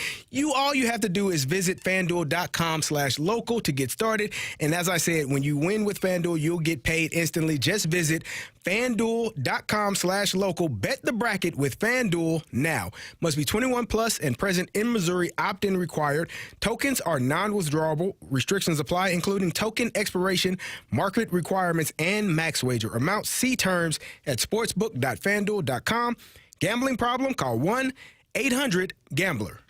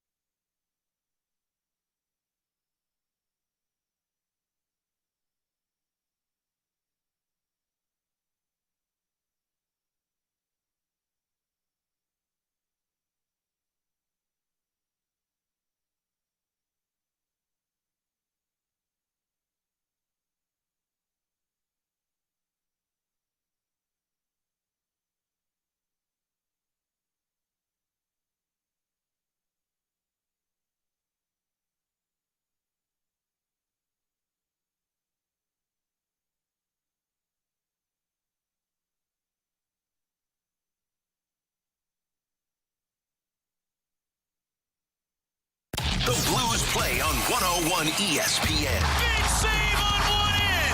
Tie game on the other. Wednesday night, Blues and Flames at 7:30. Puck drop at 8:30. Score!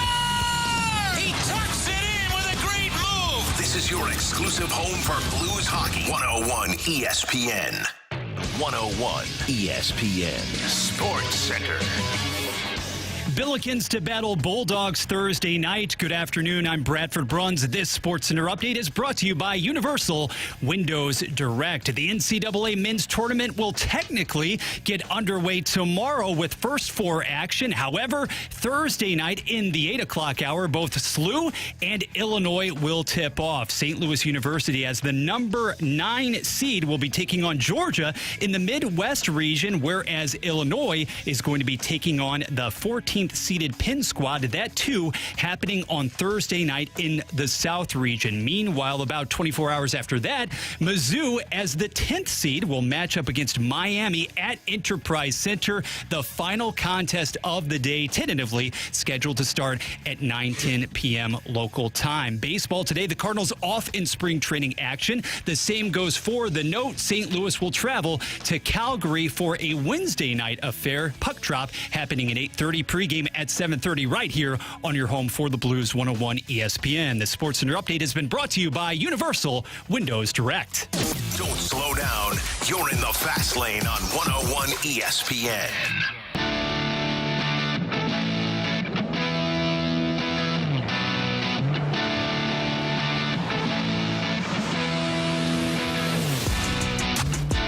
Welcome back to the Fast Lane with Andrew Marsh, Bradford Bruns, and I'm Carey Davis, and we have our March Madness entrance survey. And fellas, we're gonna pick our favorite number 1 seed. Which teams out of the 1 through 4 could likely be upset or maybe make a run? We'll talk about it. So Bradford, I'll let you lead this. Who is your favorite number 1 seed to go and potentially make a run to the Final Four? Well, in an NCAA tournament, guys, that could be exceedingly chalky at the end of the day, the top overall seed is the number 1 for a reason. When you're talking about a Duke squad that isn't going to have any trouble whatsoever against Siena in that first round game, the East, however, the biggest impediment here, guys, is that the East is utterly loaded. When we started the show, we talked about not only the 2 seed in UConn, obviously a Michigan State program that is always incredibly tough under Tom Izzo at that time of year. And then you talk about a St. John squad that certainly has its offensive issues, but can arguably defend as well as any team in the nation for that matter. I still love, to me, the quintessential college basketball player who is Boozer for Duke. He's not exactly going to be the biggest NBA star to emerge from this crop, but the balance for that team, I know there are a couple of minor-ish injury concerns, but I truly believe this is the year in which John Shire is able to really etch his name as far as college basketball lore goes. You take over for Coach K, and he has been able to steer that program in such a great direction. If I'm looking at the other number 1s, honestly, I've been very impressed ever since that Mizzou loss, frankly, and what Florida has been able to do, and maybe even look at the region and say, in the South, is Florida actually capable of having the easiest road to get to the Final Four? Bradford. Could be. Arizona, extremely exciting, up and down the floor, scores galore on that team. Michigan is certainly capable too, but the bona fides, everything seems to be winding in the direction for me to go with Duke. Marshy. I'm going with Arizona. I like the way they finished the season. A couple big wins towards the end of the season, heading into the NCAA tournament. I think when I look at the East region, don't get me wrong, I like Duke, but we've mentioned so many different teams that have a winning pedigree, not just this year, but of course, just all time. And so I'm going to go with Arizona for my favorite number 1, just looking at the regions themselves and the way that the Wildcats have been playing. For me, I would go with the Midwest, with Michigan. I think Michigan has been a really good basketball team all year long. I've seen them play a couple of times, obviously playing Illinois and playing in the Big Ten. I watched them play against Michigan State, a game that Michigan State clawed their way back into, but Michigan found a way to finish them off. I think Michigan, in my opinion, has one of the easier brackets. I look at all these other brackets. The South, obviously, I'm going with Illinois in that bracket. They're going to find a way, hopefully, to correct some of their issues that they've had all season. But Houston is in that bracket as well. We already talked about the East with Duke, with all of the name brand blue blood teams in KU and Michigan State and UConn in that bracket. That's going to be a tough fought bracket for Duke to come out of. In Arizona, there's a team in that bracket, I'll save it for later, that I think is going to make it to the Final Four in that bracket. I'll tell you when we pick which player can make the biggest name for himself. You might know where I'm going with this, Bradford. But okay. I do think that there's a team coming out of that West that will not be Arizona. So for me, the number one seed that has the potential to make it all the way to the Final Four and make a run for that championship game is going to be Michigan. All right, now let's go to which number 1 through 4 seed is likely to be upset in the tournament. Marcia, who are you looking at? Well, we might have some fans of this team that listen to the program. What? I'm going to go with the Kansas Jayhawks. Oh, there you go. Good. I'm going the Kansas Jayhawks. We've talked about their team multiple times throughout the year. And, there's been some losses where you just don't love it. Mm-hmm. But I also look at California Baptist and their top 30 team in terms of rebounding, which I believe is an important aspect of your game, especially at this point in the season. They are actually tied for 21st in the nation with the SLU Billikens in terms of rebounding at 39.9 per game. They are a 14.5-point dog against Kansas. A lot of these spreads are pretty big, pretty sizable. But I'm going to go with California Baptist to take down Kansas. I have Kansas. I have two teams, but neither one. But they'll both make it out of the first round. They'll make it to the round of 32. I do have KU as well. I think they could lose to St. John's. I think that St. John's team is rugged. They're physical. They're going to play KU in a style. And I watched KU lose to Cincinnati about a month or so ago, and that was a tough, terrible loss from that KU team, which a team that has one of the best players in the country and Derek Peterson, but they just were unable to get some things going. That's one team, but I think it's in the second round. And the other team is Gonzaga. Gonzaga losing to BYU in that second round, that round of 32, for me, I think that's a matchup that's going to be – Gonzaga is not the Gonzaga that I've seen over the past few years where, they have the potential to make that long run into the Final Four, the Elite Eight. For me, BYU upsetting Gonzaga in the second round would be my two picks for the three seeds. And if you're talking about the best player on the floor, maybe even the best player in this entire tournament, obviously BYU's sensation. Will he stay? Will he go to the NBA after this year? We don't know about that, but we do know that a star-stopping performance from him absolutely could make the difference there in a potential matchup against Gonzaga. I'm looking at all of these 4 seeds, guys, and quite honestly, I think each and every one of them is really susceptible. I don't know which version of Kansas is going to show up in that matchup out east against Cal Baptist. And sometimes, for stretches this season when Peterson wasn't available, frankly, the Jayhawks actually looked more cohesive without him. Yeah, I'll say it. And as well, South hasn't exactly had the greatest success over the past 5 or 6 years altogether as far as making deep runs into the tournament. The only number 4 seed in which I really have a lot of confidence in, Marshy, I'm targeting this team to potentially make a bid to knock off Arizona down the line in the West. It is Arkansas. I'll save a bit of ammo there. But if you're talking about Alabama in the Midwest, just earlier, the second leading scorer for that team, he was arrested. Just a little bit of controversy therein, and it's a team that doesn't play defense. If the 3-ball isn't flying, if it isn't falling consistently, Nate Oates, his team could lose on any given night. And I'm really, really not bullish whatsoever in the South on the number 4 seed in Nebraska Cornhuskers, a darling of the early portion of the college basketball season. A no-show in the final contest. Yes, Big Ten variety versus Purdue, lost by 16. I don't love Coach Fred Hoiberg's opportunity, his team, the ability to score at will. I think it's going to be a tough one to even get by Troy in round 1. I'm serious. So I think those are great picks. Let's talk about who you think is a Cinderella pick for this March Madness. And now let's qualify it, because I was going to say a 10 seed or higher, but SLU is there at a 9 seed. So I think we can say a 9 seed or higher for a Cinderella. Are we okay with that? Are we in agreement to that? I think so, especially with this type of tournament. Yeah. With the top heavy teams.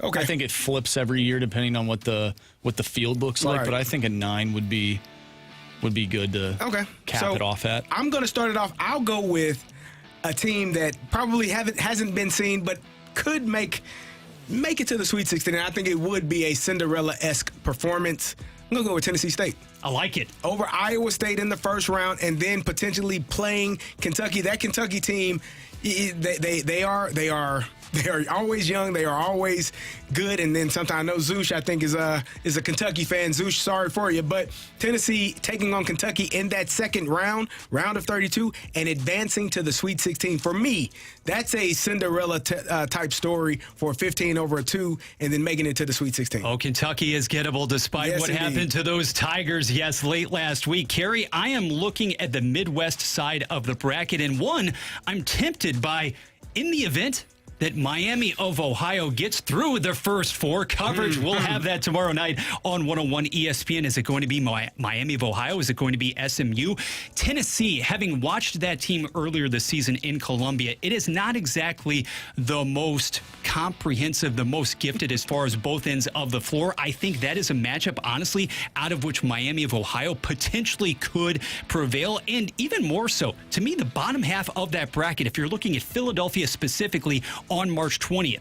I don't love Virginia as the number 3 seed. Wright State is upset-minded as the number 14 seed, and whether you're talking about drawing the Volunteers thereafter or drawing Miami of Ohio, emerging from that side of the bracket, everything could be really topsy-turvy, but one of those teams beyond the 10 spot, Marshy, I think is going to do some damage and then get into Alabama-Michigan territory.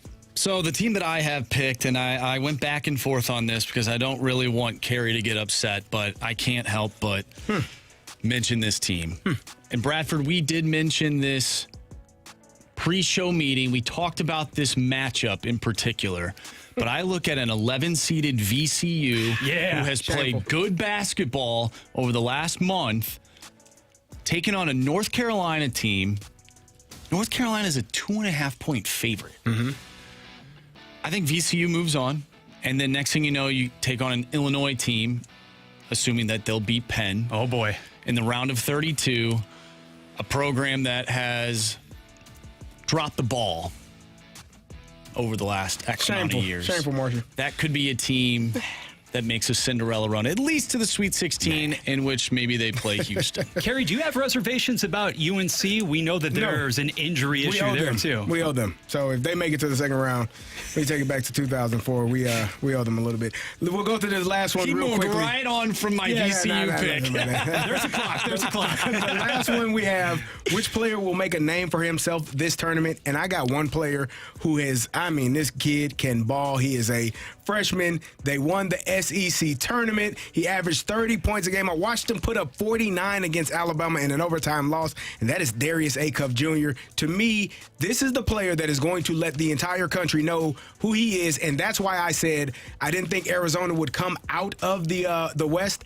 I got Arkansas coming out of the West to the Final Four, and Darius Acuff is going to lead them to at least 4 wins, or to at least 4 wins to make it to that Final Four, and he's going to be spectacular. My man, you literally read my mind because I was thinking of none other than the freshman sensation for the Razorbacks. And the SEC, as we know, Carey, it's predicated on talent, especially in the backcourt. And this season, quite honestly, I know that Florida has that number 1 seed for good reason, but down the stretch, I was actually more in love with the brand of basketball being played by John Calipari and company. Yes, I know you went to Mizzou down the stretch after absolutely obliterating Texas, which is part of that first 4 contingent too. You had to go to overtime. You won that game. You did so, though, without Darius Acuff Jr., the depth on this team, how other guys are able to step up. You've got length, you've got athletes galore. He's going to certainly make his case as one of the preeminent stars in this tournament in the nation. Indeed. But don't sleep on what John Calipari, again, is able to do as far as wherever he goes. It doesn't matter where the setting is. He simply doesn't get knocked out on the first weekend. I look so forward to that matchup down the line of Arizona and Arkansas because I truly do believe it's a toss-up. Agreed. And if Mizzou is going to make a run, Mark Mitchell will be that guy. Yes or no Bradford. Yes, he has to be that guy. Look, I'm hard-pressed to honestly give you more individuals in the country right now who are playing at a higher level, both sides of the floor, than Mark Mitchell. 32, a career high. He eclipsed that or met that in 2 straight games to close out the season. Kentucky had no answers for him whatsoever. And if Mizzou is to do anything, is to do damage against Miami and potentially in that second round as well against Purdue. We'll talk more about it next hour. It has to be Mark Mitchell. When you're talking about somebody, guys, this is somebody who averaged 17, 5, and 5. The first guy to do that since the NBA product Anthony Peeler. He's sensational. That's Bradford Bruns, Andrew Marshall, I'm Carey Davis. Coming up next, we got Bet the Board on 101 ESPN. St. Louis Blues hockey can be heard exclusively on 101 ESPN. Get the info you need before and after every Blues game with a First Community pre- and post-game show. First Community Credit Union. Take your best shot with First Community and presented by Scott Lee Heating Company and Urban Chestnut Brewing Company.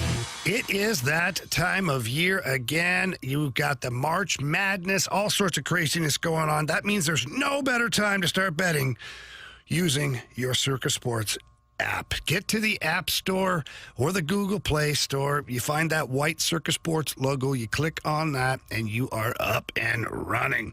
And it doesn't matter how you're planning on betting all of this craziness in the month of March and beyond, but you can pick individual games. There's futures bets.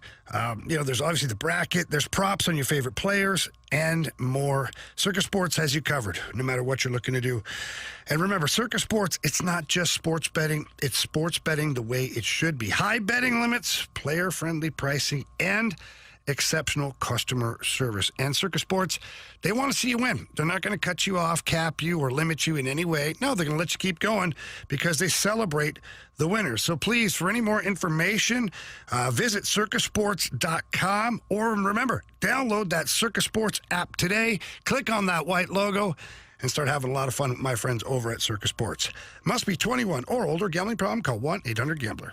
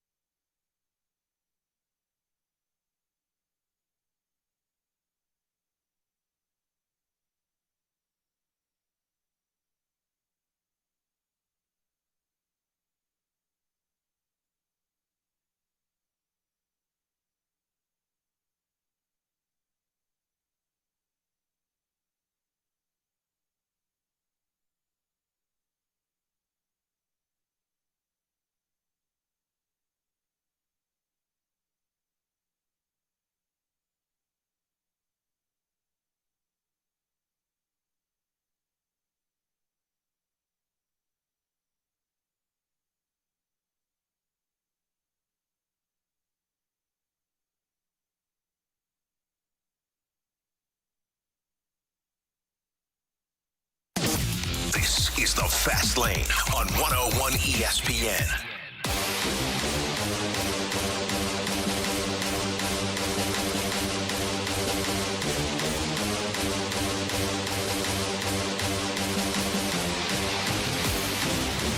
Welcome back to the Fast Lane, joined by Bradford Bruns and Andrew Marsh. I am Carey Davis, and that sound means it's time for Bet the Board. And Marshy, what are the standings, man? Go ahead. All right, Carey, do you want to start from the back and then go? Start at the top, man. All right. Start at the guys that are winning. Well, I'm down for that because I'm in the lead now. Oh, good for you. 7 points for me. Anthony has 6 points. Jamie has 5 points. And Carey, you have 1. One lone win, huh? You have 1 win this month. Second win of the month, huh? Yep. Is it March 2nd? March 3rd? March 3rd. That sucks, man. I'm on You're on an all-time I was going to say bad run. Eight losses in a row? Let me count it up. Yeah, it feels like it. 8. Man, 8 in a row. It's not great, man. My parlay stunk, you know. How many Michigan legs State, did you get? Oh, I stopped counting after Michigan State didn't even win the game. Gotcha. I didn't care. It was over after that. All right, Mark, since you're winning, man, go ahead. All right, I'm looking at the NHL tonight, Colorado Avalanche and the Pittsburgh Penguins. And I'm going to go to the shots on goal tonight for the Colorado Avalanche. I like, and I know we don't like this man in St. Louis after what happened to Jordan Bennington all those years ago. Shameful. You're not doing that. You're right. I don't want to do that. Give me Cale Makar, 3+ shots on goal at -110. 3+ shots for Cale Makar tonight. All right. Jamie is next. Is that correct? No, Anthony is next. Okay, Anthony chose the Kings, LA Kings on the money line for tonight. And then you have Jamie's pick. He chose the Devils Bruins over in the first period in shots on goal, which is 1.5 shots on goal, -135. So those two got their picks in. Who did shots on goal? Jamie did. Oh, no. No, you mean goals in the first period? Yeah, goals in the first period. All right, let's just double check because I wanted to do the first period goals for the Avalanche and the I just read them off. The Penguins, but it was at -160. Oh, okay. So, no, he's good. -135. -135. For me, hopefully I can get a win tonight. The Warriors lost in overtime last night. But I'm going to go Warriors, but they're playing the Wizards. And we know the Wizards don't care about defense, right? Bradford? Nope, not at all. Defense optional. You want to score 83? Play the Wizards. They'll give it up. Give me the Warriors -6.5 tonight. Is Steph coming back at any point? I don't know, man. At any point this season? I am going to the game in Atlanta when they play the Hawks on this Saturday, and I'm hoping that he's playing because he hasn't played in a while. It's been a while. He's supposed to be reevaluated. He is out for the game versus the Pistons, I think the night before or 2 nights before, and the Hawks are the next game that they have. Yeah. And I'm my fingers crossed, man. Me and my fiance, she got me tickets for my birthday. She's like, we can go see Steph in Atlanta, man. That'd be cool. I'm like, yeah, that'd be cool. If he plays, because I think that'll be a great matchup. Jonathan Kuminga going against his former team, Kristaps Porzingis going against. I'm excited about the matchup, but damn it, I want to see Steph play. And I'm going to be pissed off if he isn't. Did you know that Atlanta somehow is on a 10-game heater? Listen, Jonathan Kuminga can play basketball. And you turn those keys over to Jalen Johnson fully? Jonathan Kuminga can play. That too.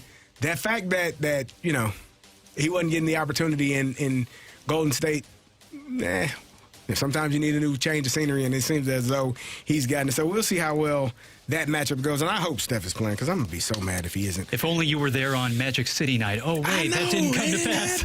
Listen, Magic City night has been a great night, if you know what I mean. Great establishment, from what I heard. Got great chicken wings, great food. You got to go there if you're able to. Ask Sweet Lou. Yeah, Sweet Lou will tell you. The NCAA men's basketball tournament tips off this week, and you can watch the games this Thursday and Friday with 101 ESPN and Bud Light.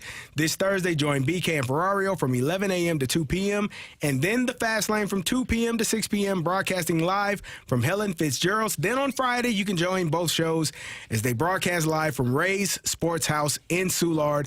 Enjoy some food, a cold Bud Light, 101 giveaways, and and plenty of screens to watch the games. Get more details at 101ESPN.com. Our Madness of March broadcasts are refreshed by Bud Light. Easy to drink, easy to enjoy. Coming up next, we have the Gauntlet. If you have not played in the Gauntlet, please text in. Maybe Bradford to choose you for the Gauntlet. The Gauntlet coming up next on 101 ESPN. 101 ESPN's Blues Fan of the Week. Congratulations to Brian Pusek from Hillsboro, Missouri. He is our newest 101 ESPN Blues Fan of the Week. Submit your pick now at 101ESPN.com to be the next Fan of the Week and take home a pair of tickets to an upcoming Blues game. Our Blues Fan of the Week is presented by CarStar, your auto body repair experts. Locally owned with nationwide warranty. See us at carstar.com.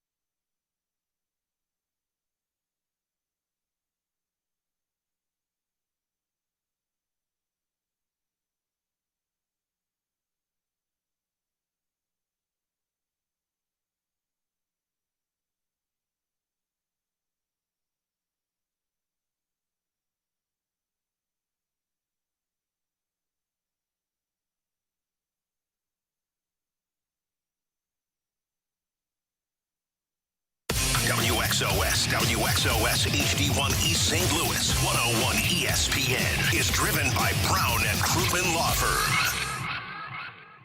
You're in the fast lane on 101 ESPN. 4 Warriors, 4 categories, 1 challenger. Can you survive the gauntlet? Brought to you by Blue Note Roofing. Roofing, siding, and gutters. Visit BlueNoteRoofingSTL.com for a free inspection. Welcome back to the Fast Lane. I'm Carey Davis, joined by Andrew Marsh and Bradford Brunson. It is time for the Gauntlet, and we go to the phone line. We have Andrew joining us. Andrew, how you feeling? Fired up, man. Ready to rock and roll. It's your first time on the Gauntlet, correct? First time. Long-time listener, first-time caller. All right, well, hopefully you get an opportunity to continue on. Would you like to take on myself or Andrew Marsh? Bradford cannot do it. He writes the questions. I don't think you want to take him on. I'd like to take on Andrew Marsh, and I actually played hockey with him growing up. I'm Andrew Moats. I don't know if you remember. Oh, what's up? Yeah, absolutely. All right, What's Andrew up, Moats versus Andrew Marsh. There we go. All right, AM. Nice little blast from the past. All right, Marsh, you get the heck out of here. All right, good luck. All right, Andrew, Marshy is heading to the cone of silence. You know how this goes. Tell Bradford Bruns to spin that wheel. Spin it, Bradford Bruns. All right, Andrew, what category are you hoping for today, or do you not want to say? I'm hoping for baseball. Hoping for baseball. Okay, well. Oh, close one. Yeah. You know what we have. Or hockey. You just missed hockey, but it is Anything football. but random. It's football. Okay. All right, so that we can do. Bradford will give me the questions. You know how this goes. If you answer the question correctly without the options, you get 2 points. If you answer it correctly with the options, you get 1 point. Incorrect answers get you 0 points. Are you ready to roll? Yes, sir. All right. The New York Giants took Prince Amukamara with the number 19 pick in the 2011 draft. What position did he play? Cornerback. Lock it in. Very quick. Here we go. Question number 2, Andrew. Only 3 players registered at least 15 sacks in 2025. They were Myles Garrett, Bryant Burns, and who else? Give me the options. Options are Aiden Hutchinson, Danielle Hunter, Micah Parsons. Danielle Hunter. Final? Sure, yes. Okay. Question number 3. On November 17th, 2025, Virginia Tech hired James Franklin to be its new football coach. The Hokies haven't won double-digit games since whose first season in 2016? Oh, man, I have no idea. I'll take the options. Is it Brent Pry, David Shaw, or Justin Fuente? Fuente. I don't know any of those guys. More of an SEC guy myself. Did you say Fuente? Yeah, Fuente. Final answer? Yes. All right, and Andrew, another college football question to close it out. Can you identify the program that 3 months ago claimed its 3rd straight Mountain West Conference championship? 3rd straight Mountain West Conference championship. Give me BYU or no, Utah. Final answer? Yeah, I think so. Okay. All right, Andrew. You said you. All right, Andrew. We're bringing Marsh back in here. How you feeling? Man, I don't know the first thing about Virginia Tech football, and I don't care to. I don't. Well, you know a few things, but we'll talk about it afterwards. Andrew, how was the cone of silence? It was great. Just hanging out and not doing much. Just How you feel? Being silent. I feel great. It's a great day. Yeah. Okay. Locking in. You ready to take on Andrew Moats, your former teammate? Yes. Let's do it. First, though, Marshy, pack that lunch. Okay. Pack lunch. Your category today is football. Okay. All right, here we go. The New York Giants took Prince Amukamara with the number 19 pick in the 2011 draft. What position did he play? Can you re-say that again? The New York Giants took Prince Amukamara with the 19th pick in the 2011 draft. What position did he play? I have no idea. Probably like a linebacker or something. Options. Is it cornerback, defensive tackle, or wide receiver? I'll go defensive tackle. Final answer. All right, Marshy, question number 2. Only 3 players were able to notch at least 15 sacks in the 2025 season. They were Myles Garrett, Brian Burns, And who else? Oh, 15 sacks. So, oh, man. I have a few names in mind, but let's go ahead and use the options. They are as follows: Aiden Hutchinson, Daniil Hunter, or Micah Parsons. I'm going to go with Daniil Hunter. That Texans defense was insane this year, and I think Daniil Hunter was a huge reason for that. So I'll go Daniil Hunter. Final answer. Question number 3. On November 17th, 2025, Virginia Tech hired James Franklin to be its new football coach. The Hokies haven't won double-digit games since whose first season in 2016? I have no idea. Not final answer. Whoa. No, I have no idea. Whoa. That's my answer. No, That would have been options. bad. That would have been the biggest gaffe in Gauntlet history. Final time for me to that's write saying about something. Vatech Wow, football. that was tough. Okay. All right. Glad you caught yourself. Options. All right. Options are Brent Pry, David Shaw, or Justin Fuente. David Shaw. Final answer. No clue. And finally, Marshy, tell us the program that 3 months ago claimed its third straight Mountain West Conference championship. Ooh. Is UNLV in the Mountain West? Oh, jeez. I do not pay attention to Mountain West football. Options. Boise State, New Mexico, UNLV.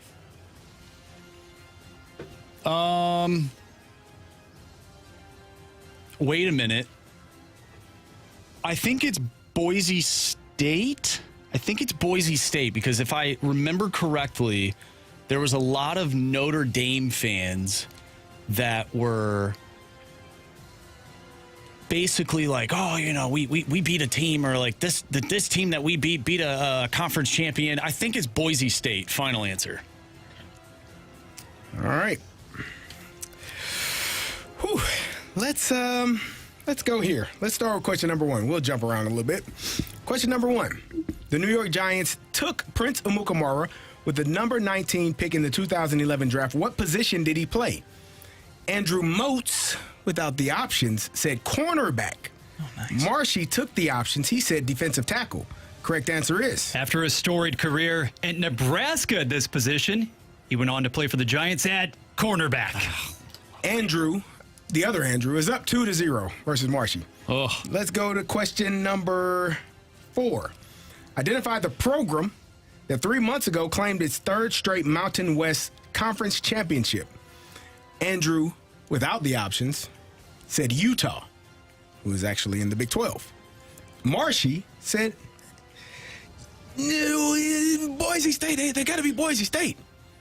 After he took the options, the correct answer is. There will not be a fourth straight because this team is headed to the new Pac-12, Boise State. Andrew Marsh is down 2-1. Wait a second.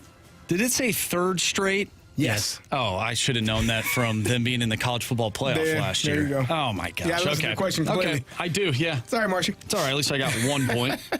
I've written longer ones. Let's go to this question. Only 3 players registered at least 15 sacks in the 2025 season. They were Myles Garrett, Brian Burns, and who else?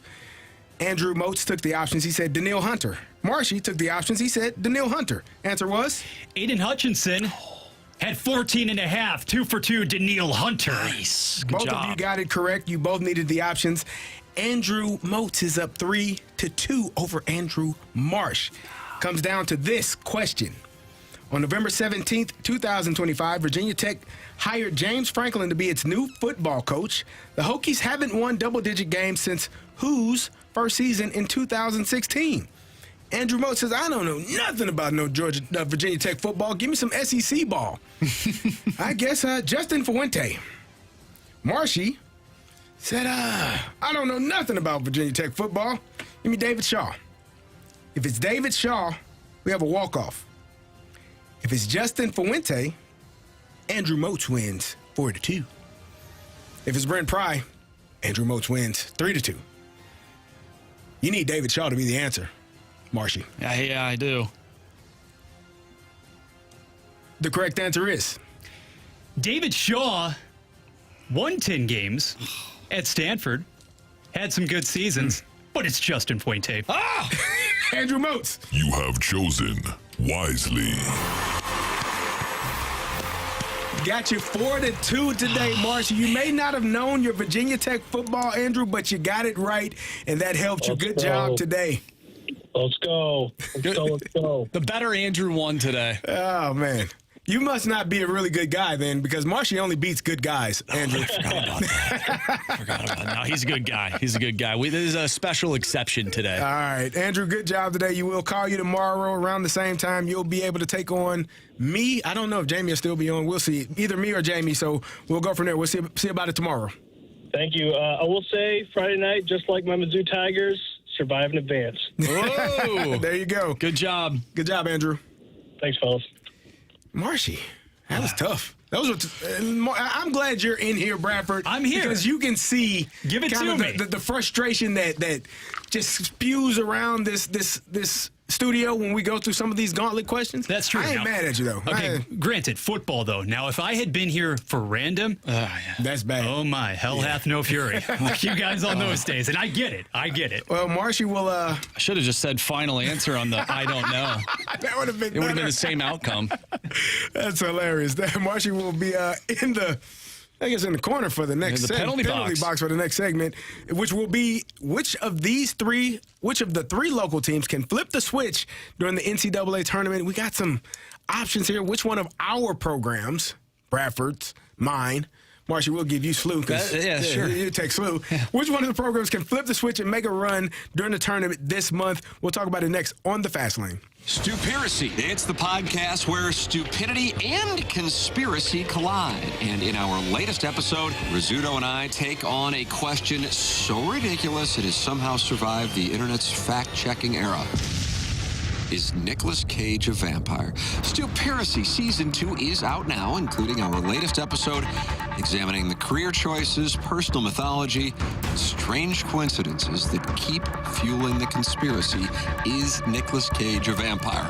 Listen wherever you get your podcasts or watch on YouTube. Presented by CarStar, your auto body repair experts. Locally owned with a nationwide guarantee. Visit carstar.com.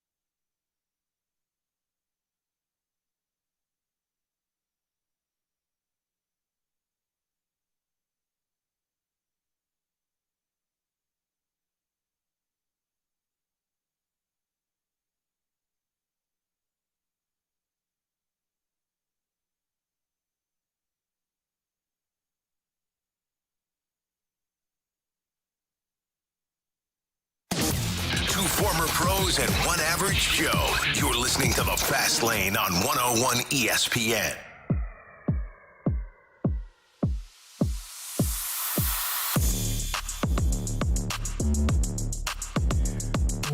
Welcome back to the Fast Lane. I'm Carey Davis, joined by Andrew Marsh and Bradford Bruns. And earlier in the show, we talked about the three local teams going dancing. And right now, we're going to break down kind of where we see those programs and which one of them, if any of them, can flip a switch and make a run here in this NCAA tournament. And earlier, we didn't get to talk much about the Illini, so we'll start there. Illinois going to play Penn this week, and with an opportunity for me, I think Tanner has broken down the Illini very, very well all year long, and kind of their deficiencies and some of the things that they do well. They score a lot of points, but lately, Keaton Wagler, who in my opinion is one of the best freshmen, along we talked about Darius Acuff and Darren Peterson and a lot of these guys, he's one of the best players in college basketball, but he's kind of worn down as the season has gone along. And I talked to him about that Michigan State game maybe being the turning point for what he was able to do. With all of that being said, to me, who am a lifelong Illini basketball, football fan, I've watched a lot of teams throughout the years have success, have their struggles. This is one of the most talented teams that I've seen in a number of years. And it takes me back. I know this is crazy, but the team that they remind me most of in terms of talent is the 2004 national runner-up team that played against North Carolina in the national championship.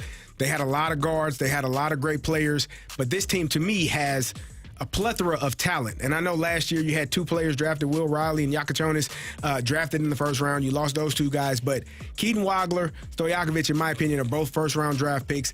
They do a lot. Mirkovic does a lot from the point forward standpoint, where he's able to bring the ball up the court and kind of play his game the best way that he can. And the Avicic twins both are bigs that can go inside and out. I think this team has a lot of talent, but Keaton Wagler has to be the main component of this team. He has to be the catalyst for them to get going, and he's not going to get any stronger in the next couple of days before they play Penn, and definitely not before they play North Carolina or VCU. Right. But he has to be the steady force and the steady hand, and Stojakovic has to be the second best player on the court for them. Well, I love that you mentioned the 2004 team because, frankly, in order for Illinois to make an extended run in this tournament, Wagler basically has to channel Darren Williams, Indeed. have a Darren Williams-esque performance, and that's what we saw even for the first half, Carey, of the Big Ten schedule. Now, the word basically got out, for lack of a better expression, and teams realized in much the same way that teams were able to counteract SLU too. If you're more physical collectively and then specifically with that individual, wear him down,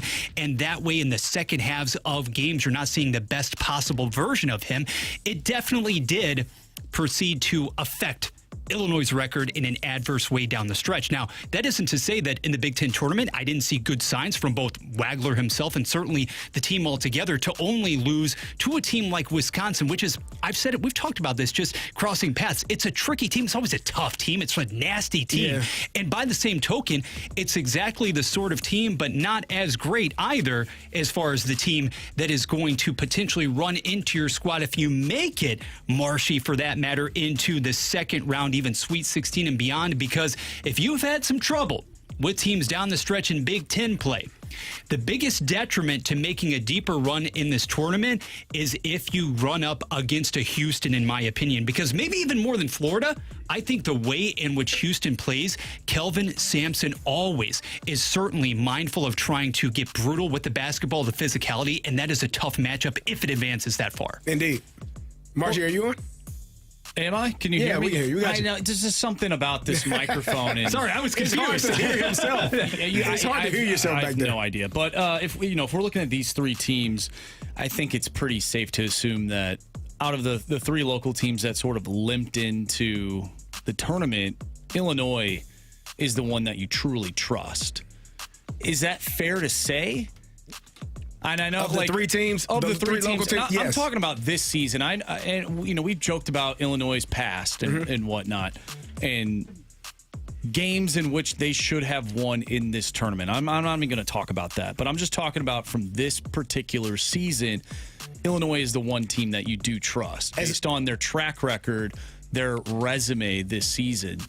So I think Illinois is that team that can ultimately flip the switch And I'm excited to see what they can do because now I know that my Cinderella's VCU, and I mentioned that earlier. I basically said that to sort of tick you off, Carey. It didn't seem to work. But do you think heading into the Sweet 16, you mentioned Houston, Bradford, what does that matchup ultimately look like for you guys? Houston is such a rough and tumble team, and we saw that weeks ago in the matchup versus Arizona. There just doesn't seem to be as much offensive upside for that group, but the tenacity, and we saw it on full display. You were mere seconds away last season from winning the national championship, and that's just the signature that's been adopted under Kelvin Sampson there in the state of Texas. So I think even more so, again, than a Florida, as far as being in a favorable region-ish, I do believe that's the case for Illinois in the South.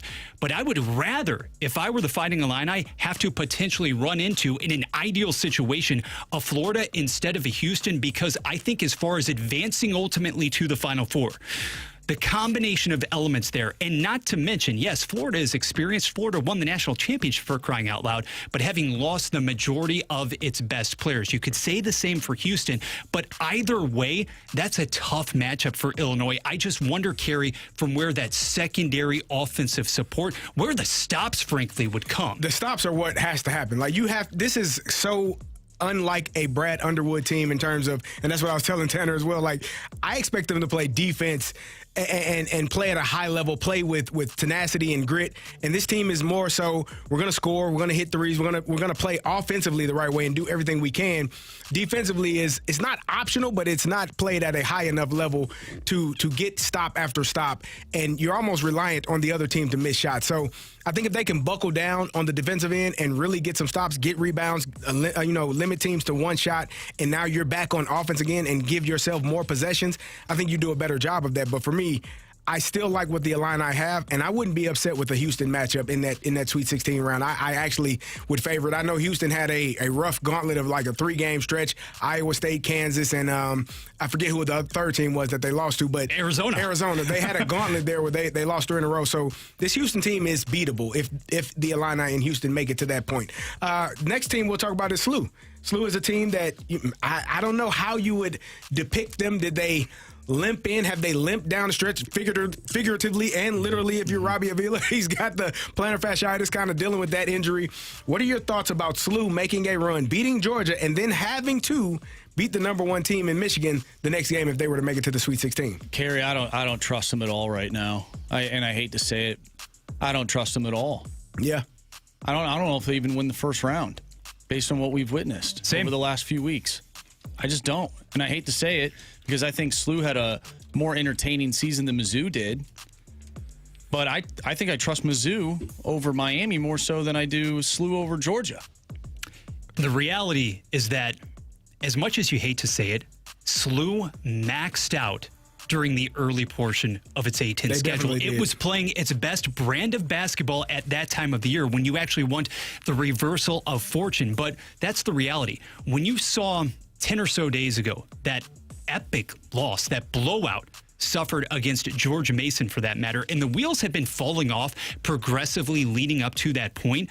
But despite the win, the comeback, the surge over George Washington in the A-10 opener, really going down to the wire with Dayton, the bottom line is that aside from maybe McCautry here and there, I don't know what I'm getting from anybody as far as for 40 full minutes except for Robbie Avila. And make no mistake about it, guys, he is hindered physically. This isn't the same guy we saw at the beginning of the season. So save for a fantastic overall performance from Avila and other guys stepping up, whether it's Sharma from beyond the arc or Kellen Thames, who's just an uber athlete, I don't know how this team beats a very vulnerable Georgia team, yes, but a Georgia team that, as I said near the top of the show, was able to withstand the rigors of the SEC schedule. It's tough. It's nasty. I don't think, contrary to the majority of people out there, this is a good matchup whatsoever for SLU, honestly, in round 1.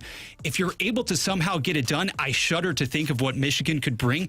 But I'm with you, Marshy. I don't know how this team, having really fallen into more of a cold spell as well from a shooting perspective, let alone some of the defensive issues, I don't know how it gets past UGA. I really don't. Well, I don't think they're playing a full game. Yeah. You know, we talk about in hockey, you got to play full 60 minutes. right? Hard 9 in baseball. Like I just don't know if you're getting two halves out of this team, like a full complementary game. I haven't seen it in a long time. If your best player is injured or dealing with a foot injury, I always say that feet and anything on the foot concerns me. So we'll see how well Robbie is able to play and how well he's able to perform. Sometimes when you sit down for a few days, it kind of stiffens up. So we'll see how that goes for them. Last one, Mizzou. They didn't make it. They actually made it into the tournament without having to be the first four in and playing that first four game. What are your thoughts about Mizzou making a run here in the tournament this season? Genuinely believe, CD, that Missouri has the players, the personnel in place this year, honestly, as opposed to a season ago. You were able to see the signs a few weeks ago as the second half of SEC conference play ramped up that a lot of the components were in place for a better finish to the season. Last year, it was the opposite because except for Tamar Bates, Caleb Grill, he had a sensational start to the season, but the legs got tired. They weren't as tough, honestly, in my estimation, from top to bottom. Depth was an issue then, too. But on the flip side this year, not only do you have Mark Mitchell giving you shades of what Kobe Brown did for this program a few years ago, everything changed offensively when a pair of engines re-entered the lineup. Trent Pierce and certainly Jaden Stone, for that matter, too. We could not have possibly anticipated just how big they would be for Dennis Gates and company. I think defensively, too, for me, the biggest question here, guys, in matching up against Miami, and Marcia, you talked about it earlier, too, this Hurricane squad, in many ways, can be a mirror image of MU. Sean Phillips Jr. in the middle.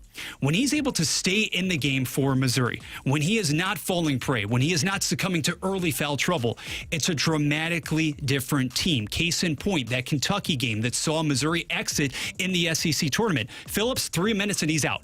Can he stay disciplined while still bringing the requisite toughness in the middle there in the interior? Because I trust what Mark Mitchell is going to do. I trust what T.O. Barrett and Anthony Robinson combined are going to do in the backcourt. In the middle, can you get enough from him? Can you get enough minutes from him? I think it happens to the point where, quite honestly, they're in the West region.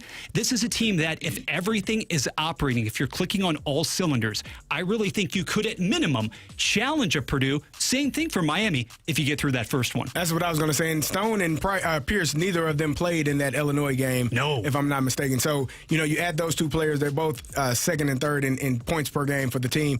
I think that does give you an element. And again, if you're able to win against Miami in this first round, we talked about Purdue. You don't know which Purdue is going to show up tournament to tournament. No. You could potentially win them, beat them as a number 2 seed and be in the Sweet 16. So I think all three teams have an opportunity to at least make it to the Sweet 16. We'll see how it all plays out when the tournament starts up here in a couple of days. Coming up next, we have our Sports Six Pack. So get your texts in for the Sports Six Pack. We'll see if Bradford Bruns chooses yours. That's next on 101 ESPN. The first round of the NCAA men's basketball tournament tips off this Thursday, and you can watch all the madness with 101 ESPN. Join BK and Ferrario and the Fast Lane this Thursday as they broadcast from Helen Fitzgerald's. Then Friday, you can join both shows live from Ray's Sports House in Soulard. Come watch the games with BK and Ferrario and the Fast Lane. Sign up for 101 ESPN giveaways and enjoy a cold Bud Light. Easy to drink, easy to enjoy. Learn more now at 101ESPN.com. Hey, it's Carey Davis, and if you are a man that is tired of waking up exhausted, you hear Anthony and I talk about it all the time. You're tired of the dad bod weighing down on you. You want to start feeling better, looking better.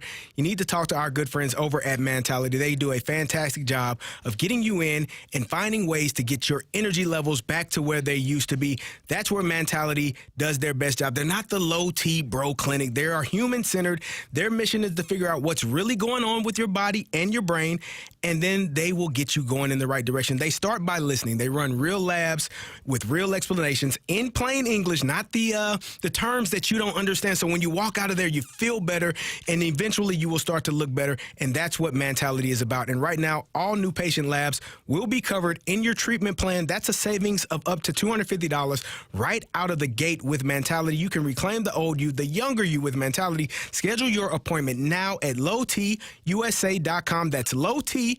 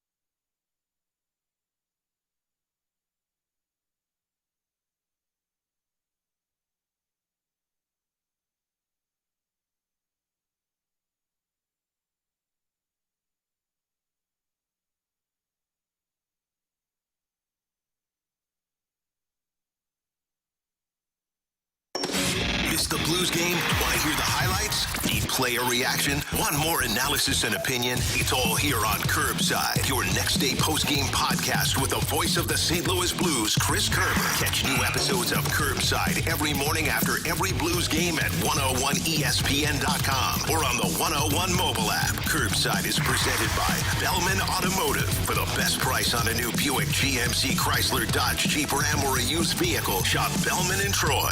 Online at Bellman.com. You can't do better than Bellman. 101 ESPN Sports Center.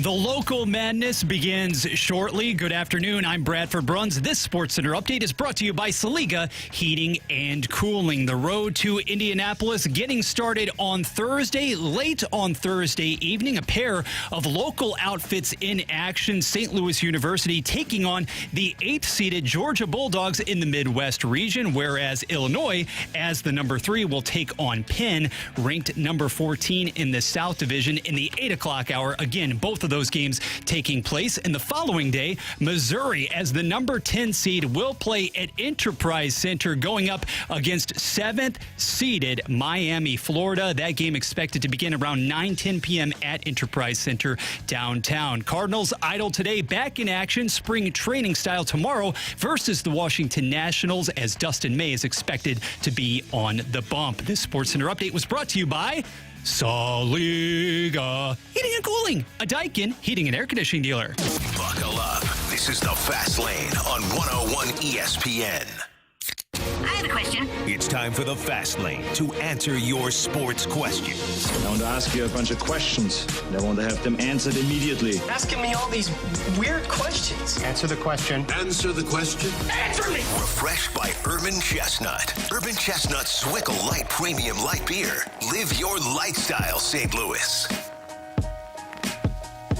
Welcome back to the Fast Lane. I'm Carey Davis, joined by Andrew Marsh and Bradford Bruns. And Bradford, give us question number 1, please. Question number 1. All right, guys, this one comes from Jub the Rub, text style. Do you think that the WBC, I know, let that one sink in, the World Baseball Classic in some way diminishes the Major League Baseball All-Star Game? I think that it's probably more competitive because of what they're playing for than the All-Star game. And in those All-Star games, you get your favorite player, maybe get one or two at-bats at most. Your favorite pitcher may pitch an inning, and then they're moving on. So I think there are two different things. Mm-hmm. The All-Star game is an exhibition game, whereas the World Baseball Classic they're actually playing for something and actually competing at a high level, trying to win a gold medal, for their country. Yeah, I don't see the two really being in the same conversation. You have a full tournament to watch the quote-unquote best on best. Now, I guess in both cases, you have the thought process of, I think I'm going to go ahead and skip this one. Like, I don't really want to participate in it. Oh, 1 foot in, 1 foot out, like Tarek Skubal? Yeah. I said it. I think they're different. I know some people have tossed out the idea of, well, why not do, this during the sort of like the Four Nations did their tournament for the NHL, like in the middle of the year. I don't know if this would work in the middle of the year. And I definitely don't know how many people would buy in if it was in the middle of the season. Kind of like the Olympics or the Four Nations tournament? Yeah, I don't know. I just don't know because especially with like pitching, with how many innings you're throwing, then I don't know if you ultimately get best on best in the middle of a baseball season. I think in terms of like the Olympics for hockey, I think hockey they're the only sport, well, I won't say the only sport, but they are one of the few sports that the players compete every single night. You see guys playing in 82 games. I talked about the NBA. The thing that pisses me off most is these guys aren't playing a full season. They had to put in rules to make sure you can't get awards if you don't play a set number of games because there's so much load managing time taken off. And so for hockey, I think hockey players, whether it's the Four Nations tournament that we saw last year or the Olympics that we saw this year, I think you're going to get the highest level of competition, and guys actually want to show up for that in comparison to the WBC where, again, you got guys concerned about injuries. Same thing you have guys concerned about the NFL Pro Bowl. Same thing you have guys concerned about the NBA All-Star Game. it's more of an exhibition, but the WBC to me has a little bit more than those 2 or 3 All-Star games that I just mentioned. Do you think the WBC has done a good job at preparing you and getting you ready, getting you excited for the 2026 season? No. I don't think they've done. I think the Olympics, for whatever reason, I think they marketed that very well, where you always kind of knew the times and where the games were being played. I think baseball, I don't think they've done a good. I don't think they've done a good enough job for the casual fan to know who's playing, where they're playing, when they're playing. Like, we all knew that the gold medal game was going to be at 7 a.m. You had to be up. Like, you knew when it was and all of those things. And I get it. That's the Olympics. But you felt the same way, in my opinion, about the Four Nations tournament, where you knew exactly where the games were being played. For me, it's about visibility. And if you make it hard to find where you're playing or what time you're playing, people will find other things to do. And I think baseball does that the best. They make their games hard to find. They make their games hard to market, and you don't know when and where they're playing. And so you just don't watch. You just like the hell with it, even if they have some of the best players. Are you talking like more so like the casual fans? Yes. So yes. Like, oh crap, there's a baseball game on right now. Okay. So it feels more like a marketing issue, frankly, than the product itself. I because think so. The overall product I think the has product been is sensational. amazing. But if you have to head on over to Tubi to watch one of the games, that kind of takes a little bit of the luster off. Yeah. I will say, number one, I contend the Midsummer Classic, it is by far, it's the only watchable All-Star game we still have in this day and age. And really, honestly, it's been more of a slippery slope, though, ever since you saw the rise in interleague play, as far as removing some of the mystique when you had that. It's a different climate insofar as you constantly have American League versus National League matchups. Think about it. The St. Louis Cardinals are beginning the regular season against that classic opponent, otherwise known as the Tampa Bay Rays. It's a new era. It has been for 15 years. I get it. This text right here from the 314 kind of explains what I'm talking about. I have no idea when the WBC games are until I see the results. And I think that's kind of the sentiment for most of the casual fans around the country. You don't, where are the games? When are they? Where are they? What time? Oh, crap, they're playing now? Well, okay, I got to. But I feel like and felt like with the Olympics and with the Four Nations, you knew exactly when those games. They were advertised after the fight happened in the Four Nations. That was all you saw. That's all you talked about. So I think baseball has a marketing issue in terms of marketing their beautiful game to the casual fans, because I think sometimes we get stuck in our ways and say, oh, you want to watch it, you'll find it. That's not what this is. The people that want to watch it are not the people you're trying to go after. You're trying to go after the people that you're trying to engage and get them interested in what you're doing. You know, Anthony talks about this a lot, too, with the NCAA tournament. You love seeing teams that are Cinderella teams up until a certain point. I feel the same way about Italy, who's been playing really good baseball. I don't necessarily want to watch Italy if they do end up defeating Venezuela. I don't really want to watch them in the championship game. You mean you really don't want to see Team USA's B team? Essentially. Yeah. Although Italy did beat the United States. So there is an element to that storyline, and there's another element with the whole Venezuela team playing the United States. But I don't know if I want to watch that. I mean, I'm going to watch it, but I just don't know if like how compelling that is if it was United States versus Japan round 2, back-to-back WBCs for the championship game. So I do think Japan not being in it anymore is definitely a knock for the WBC. Indeed. What did we get there? One question? Uno. Okay. We'll That's a get good the question, other, though. a very good question. We'll get the other 5 when we return on the Fast Lane on 101 ESPN. The NBA is on ESPN tonight. Hawks and Magic. Pregame at 5:30. Tip off at 6. Your home for the NBA is 101 ESPN.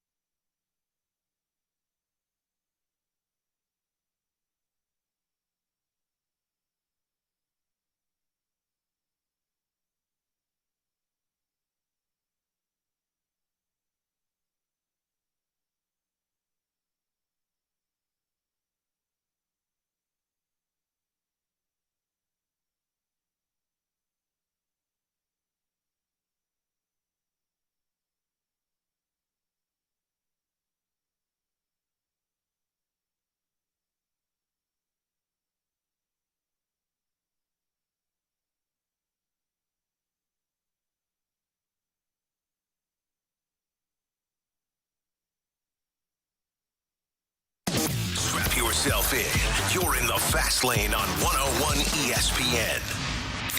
I have a question. It's time for the Fast Lane to answer your sports questions. I want to ask you a bunch of questions. I want to have them answered immediately. Asking me all these weird questions. Answer the question. Answer the question. Answer me! Refreshed by Urban Chestnut. Urban Chestnut Swickle Light Premium Light Beer. Live your lifestyle, St. Louis. Welcome back to the Fast Lane. We are in the Sports Six-Pack, and question number 2, Bradford, go. Question number 2. All right, guys, we've spent a fair amount of time earlier in the show talking about the right fielder for the Redbirds, Jordan Walker. The 636 asks, who is your pick for starting left fielder on opening day? Oh, man. I mean, Lars is not playing. Obviously, he's not there yet. I was listening to BK and Ferrario, and they were talking about this situation, and I think they said Velasquez was going to be Nelson Velasquez, left fielder. In BK's opinion, they think that he's done enough this spring training to warrant that spot. So, if that's him, but he also mentioned we might not remember that in a few years from now. But wonderful endorsement. But I don't know. I think this team is. I think the expectations aren't that high for this team. So, I think we understand that Jordan Walker is going to have his bumps in the road, and you hope that he can come through it. You understand that Victor Scott probably going to have his bumps in the road. He can come through it. Same thing with J.J. Weatherholt. But you hope that they can all figure it out at some point, May, June, July, and this team is playing at a high enough level to at least compete each day and each night. But the expectations for them to be a championship team, I don't think are outside of that clubhouse, I would say, because I do believe in that clubhouse. You always believe that, but outside of there, I don't think so. But to answer your question, Bradford, Nelson Velasquez will be the opening day left fielder. Yeah, he's been really good. He's batting .333, 4 Ding Dong Johnsons, 9 ribbies in spring. I don't know who else is really pushing for that left field spot that has power, that can bring that element to the lineup. His name was Joshua Baez. Well, yes. His name still is Joshua Baez, Yes. actually. But if we're talking about opening day, I think Velasquez is that guy. Yeah. Otherwise, what is the point? Like, why are you in spring training having an open competition for that spot if you're not going to reward the guy who's been hitting the cover off the ball? So good for him. How long does that last? I do not know.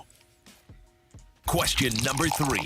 Back to the hardwood, guys. In advance of the NCAA tournament on Thursday, that action on Thursday, the 618 wants to ask, why is Florida still a number 1 seed when it went down in the semis of the SEC tourney? I think they have given the SEC kind of the moniker of the best conference in college basketball. So if you are or have been one of the better teams all season long, like Florida has, they're returning champions, they're the defending champions, that opportunity for them to be the number 1 seed is there. My question would be, who other than Florida would you assume would be the number 1 seed? Because I haven't seen UConn. To me, is kind of, they are a number 2 seed, and I haven't seen, they've kind of been up and down all year. Houston, also a number 2 seed. I think they're slotted exactly where they need to be. Iowa State, I told you, I think Iowa State is going to lose to Tennessee State. And Purdue, another number 2 seed. The other is another number 2 seed who, again, kind of hit or miss at times. So I guess my follow-up would be, who would be the number 1 seed if not the Florida Gators? Yeah, you won 17 of your final 19 games following that defeat against Mizzou in Columbia. Case closed. Mm-hmm. You may not have, obviously, your bell cow from a year ago in Clayton, even Richard for that matter, but the front court is superior. You have the best rebounder in the entire nation to the SEC. At the end of the day, Carey, you said it basically gets the benefit of the doubt here. Yeah. Question number 4. All right, guys, would you rather be a college standout with all kinds of records than flame out in the pros with 2-ish years of experience? Like you're the guy in college, or you have a cup of coffee in the pros. What's the other part of? Yeah, because if you're a superstar, a stud, I guess that would be like one of the Heisman Trophy winners, Scott Frost, for example, like a guy that wins a Heisman Trophy and doesn't have sustained success at the NFL level. Mm-hmm. Maybe that's what they're referring to. Man, listen, if you're gonna flame out in 2 years, you might as well be a dude at the collegiate level. Johnny? Well, okay, so in today's day and age, you can make a lot of money. You can make a lot. You might make more money in college than you would ever make at the pros if you're like a role player. Yeah. Now, if you have a long career, you could accumulate that money, and you could be one of those guys that is relied upon in certain situations, and you're close with the coaching staff, and they know I can put you in this specific spot because I trust you. You're not going to be a superstar, so you're not going to make all the money, but you will have a long tenure within the league. I do find that to be intriguing. But, man, in today's day and age, with how many players are making a buttload of money, I think that would definitely make me consider that option than the second option. Best of both worlds. Now, I was thinking of Eric Crouch, too. That's the Nebraska quarterback that came to mind, Heisman Trophy winner. He was drafted in, I believe, the third round by the Rams, but Scott Frost was the Frosty coach. Yeah. So here's the thing, and so the 618 brings up. But Scott Frost was a good player. He was. Yeah. Think of Tim Tebow, right? So Tim Tebow, I mean, we're still talking about Tim Tebow because what he did at college. I think you have an opportunity if you don't work out in the pros. You look at a guy like Tim Tebow, or name your player who you can then go and get a broadcasting gig because of that name recognition that you have and whatnot. So you can have a successful career outside of college because of what you did at the collegiate level. And there's almost something different, though, right, about being a legend on campus in college, as if your name is like etched in lore forever. Yeah. It's just a different dynamic. Agreed. It seems. It is. Question number 5. And one more from the baseball realm. The 618 asks, guys, if Dustin May stays with the Cardinals for the entire season, will he lead this team in both wins and innings pitched? Yeah. I picked him to be the best pitcher on this team. I picked him to be a 10-plus winner in games this season. And does he stay on the team? Say that again. Does he repeat the question? If he does not get traded, do you think he will be the Cardinals? He'll lead the Cardinals with innings and strikeouts. Agreed. Yes, I do. I do think it would be if he's leading your team in innings and strikeouts at the trade deadline. I think you trade him. So then you hopefully re-sign him. Say, hey man, we're gonna help you win a championship this year. You sell him on that zoo. It was pretty nice for a few months, right? We're gonna help you win a championship. But after you win your parade, you gonna sign back with the Cardinals, man. You had a lot of success here. We get you paid. So I think that would be the best way to go about it. I think when I read this question, I'm leaning into the idea of if he's not traded, maybe that's because one, he's either injured, or two, he's not having the season that we hoped he would have, which would then render him to be a guy that you don't end up trading. Michael McGreevy, you're up. Innings guy. I'm just saying that. Yep. That's Bradford Bruns, Andrew Marsh. I'm Carey Davis. Coming back, we have the biggest question of the day right here on 101 ESPN. The Cardinals home opener is next Thursday at Busch Stadium, and 101 ESPN will be broadcasting from Ballpark Village from 7 a.m. to 2 p.m.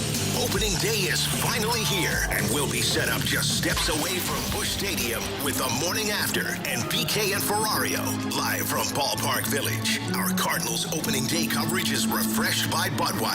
Cardinals fans, this Bud's for you. Remember to drink responsibly.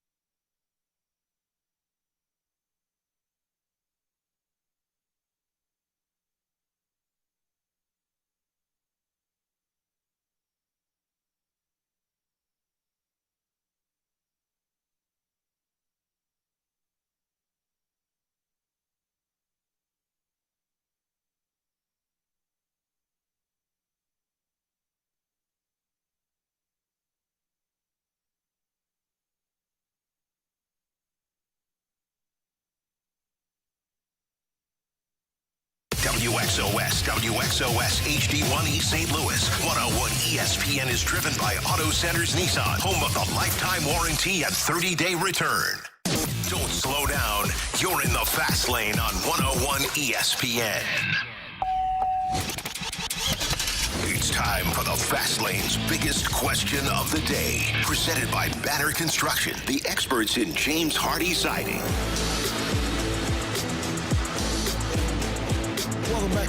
Welcome back to the Fast Lane. I'm Carey Davis, joined by Bradford Bruns and Andrew Marsh. And Bradford has the biggest question of the day. Yeah, guys, we've spent a ton of time today talking about basketball, and rightfully so, with the NCAA tournament looming, but also a lot of good conversation surrounding the WBC. Last night, of course, if you found it, you knew that the United States knocked off the Dominican Republic by the final of 2-1 to move on to the championship game of that particular tournament. And all of the runs came by virtue of the long ball, whether you were talking about Anthony, Henderson, or Caminero for Team Dominican Republic. And I want to give a little credit to BK and Ferrario for broaching this topic earlier. So CD and Marshy, when you're thinking about the way in which big-time baseball games are won today with the environment, whether you're talking about the WBC, that great atmosphere, that stage, or in the postseason, you see that you have premium pitching, locking it down, and then the only way offensively to get the job done is by that long ball, mashing it. So it led me to think, where exactly do the Cardinals sit in that position? So much of the anticipation, it surrounds J.J. Weatherholt. But as far as a big-time masher, of which the Cardinals are still lacking, it seems at this point, how do we reconcile the way the game is won today on the biggest stages with what the Cardinals don't have right now? Well, I think that's the issue, right? They don't have it, and I don't know how much I don't see this team getting to where they need to be unless they do have power in the lineup. And I know we've talked multiple times about, okay, play the small ball, do what you can do, find that identity, get guys on base, move runners over, all that fun stuff. And I think that does work to a degree, but like you mentioned, in these types of games, how are you going to win? If you're not smoking the ball, well, then you need guys that are going to shut down the opposing team. In terms of pitching, I don't think we have that yet, right? But in the next few years, maybe that's a Liam Doyle, right? That guy can just throw gas. And we're seeing now, though, that the Cardinals are building a rotation. That they have arms that can touch the upper 90s, something that we haven't seen in the past. I think we just got to wait, right? We just got to wait. We got to see what this team can ultimately do to win games. And maybe they are a team that ultimately can get the job done with how baseball was, how people played the game back in the day and not just the three true outcomes. But unfortunately for today's game, it seems like that isn't really going anywhere. So I think for the Cardinals, obviously, if you don't have that slugger or that power in your lineup, you got to find alternative ways to win, whether that's utilizing your speed, hitting runs, like being creative, sacrificing. Like you have to find ways to get runners across. And whatever that requirement is, if you know you lack the power that is going to touch seats, every fourth or fifth at bat. So I'm pleasant. I'm actually looking forward to what the Cardinals are going to be this year. I want to see a team that kind of reminds me of 80s baseball, as crazy as that sounds. It's almost like, if they can get on base and if they can steal bases and if they can play sound defense, I think that there is a place for that in today's baseball game to find ways to win. I don't think you have to. I hate the mindset that you either strike out or hit a home run. Like, I think that is for losers.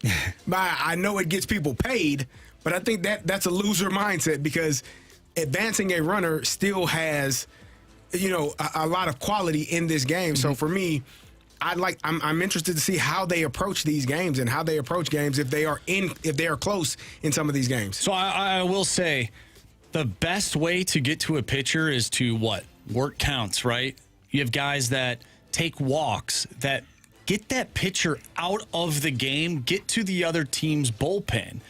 And throughout a series, if we're talking about the biggest games of the year, well, you're playing in the playoffs, you're playing in a series. How can you work that pitching staff? Well, it's by guys taking really good at-bats. Yes, moving guys over, that will ultimately get that pitcher out of a game. Now, when you go up against a guy who throws like 105 miles per hour, that's a little tougher, but you have to manufacture a run when you need to. Last night, I mean, the United States almost gave up that lead without even giving up a hit, right? Like, that's good counts. Of course, that last pitch, I don't think that was a strike, but even that, if he takes a walk there, things get a little bit more interesting. Maybe there's a wild pitch. Who knows what happens? So you get your best hitter up, one of your better hitters up. The lineup turns over if you're able to get on base there. So it definitely changes things. And I want to advance it a little deeper into the future as well, because Marshy, as soon as you mentioned Liam Doyle, it got the wheels turning. I wonder if it becomes an issue then. We think about offense. We think about, to use Tanner's term, slug baby slug, right? At this stage for the Cardinals, and it's a very small sample size that we have to judge as far as Chaim Bloom and the activity level is concerned. So far, he has brought back an influx, a surplus of what? Premium pitching prospects, or so we think, we hope. Right now, sitting here on March 16th, 2026, are you more confident? What's going to happen? Which of these two options will happen sooner? The Cardinals being able to really bring along and develop that grade A pitcher, or two, to lead a rotation, or uncover that big power bat? I think it's pitching, and I think that's the route that Chaim Bloom has gone, both in the draft and in these offseason trades, and how he's approached. Like, get as many pitchers as you can, and hopefully, 2 or 3 of them stick. You talked about the prospect or the potential of who they are or what they are. That's a dangerous word because, again, that means they haven't done it yet. But I think he's throwing enough things at it to try to figure out which one of you all is going to be that grade A pitcher that we need to be sustainable, for a number of years. I think the power part of it just comes with maturation and hitters finding their groove and finding their swing. I think Baez is a guy you talked about earlier. Maybe he's one of those power hitters. Who knows? I don't think that they have that right now. I don't know that J.J. Weatherholt profiles to be a power hitter. And when we're talking about power, we're talking 30, 35 home runs, 40 home run hitter. You have that guy. You have one of those guys right now in Nolan Gorman, if he can run into one more often than not. But for me, to answer your question, Bradford, I think it's the pitching that you will find quicker for this organization and where they sit right now than you will find for the hitting. I think you do hope, though, that a Baez, a Bernal, or Rodriguez, one of your catchers that you're excited about who can smash the baseball, any of your prospects ultimately be that guy, because the 314 brings up a good point. Do the Cardinals not having them not having a power bat, does that set up a scenario where they panic and they basically go down the whole Marcell Ozuna route again, where you end up trading 2 guys who have had really good careers on the mound for Marcell Ozuna, who is not in your organization anymore, because you needed a power bat at that time. I don't want that team to ultimately do that again. I do not want that again. I would hope that you don't. I think it's a new regime, obviously. That was Mo, and this is Chaim Bloom. I think that mindset is no longer here. And I would assume, and these are all assumptions on my part, but I think you drafted those players. You've gone out and traded for those players, those pitching prospects, with the hopes that they will be A1 pitchers or 2s or 3s that can help your rotation. And then maybe if you get to the point where you're still lacking that, and free agency is approaching, and this is what we need, you might have to spend some money, and maybe that's the route that they going forward. I don't think that they are setting themselves up to have this top-tier pitching just to trade it away for a player that is going to hopefully hit home runs. I think pitching is going to be the thing that wins games, and hopefully you can develop that power slugger that allows your lineup to, hit the ball out of the yard and have success in that way. That'd be nice. That'd be very nice. That's Andrew Marsh. I'm Carey Davis with Bradford Bruns. Coming up next, we're off a little early today. I don't know if you know that. We're off at 5:30, so coming up next, we got What We Learned, 3 Stars of the Day. That's next on 101 ESPN. You can now watch 101 ESPN live on our Era Live Lions team studio cams. Catch every show live on our YouTube channel or at 101ESPN.com. 101 ESPN studio cams. Presented by the Air Alliance Team Heating and Cooling. Getting the job done quickly, correctly, 100% of the time.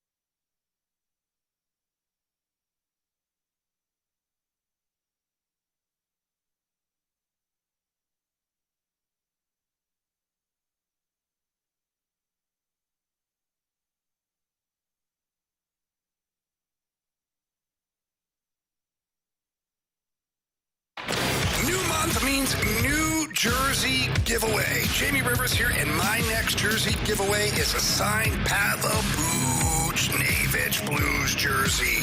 Enter to win that autographed Booch jersey now at 101ESPN.com or on your 101 ESPN mobile app. Jamie's jersey giveaway is presented by St. Luke's, ranked number 3 in the nation for cardiovascular care by Modern Healthcare. Visit stlukes-stl.com. 101 ESPN Sports Center. Mizzou and Miami to close out round one. Good afternoon. It's Bradford Bruns with your Sports Center update, brought to you by Universal Windows Direct. Late on Friday night at around 9:10 at Enterprise Center, the Missouri Tigers and Miami Hurricanes will bring to a close round number one of the NCAA Tournament. Mizzou coming in as the number 10 seed with that record of 20-12. Miami 25-8. One day earlier, though, when we're talking about the South region, it's going to be number 3 seeded Illinois taking on 14th seeded Penn. That game happening in the 8 p.m. hour, as will the SLU Georgia matchup. Midwest region, that game being played in Buffalo, New York, as the Billikens are the number 9 seed, whereas Georgia coming out of the SEC at number 8. This Sports Center update was brought to you by Universal Windows Direct. This is the Fast Lane on 101 ESPN.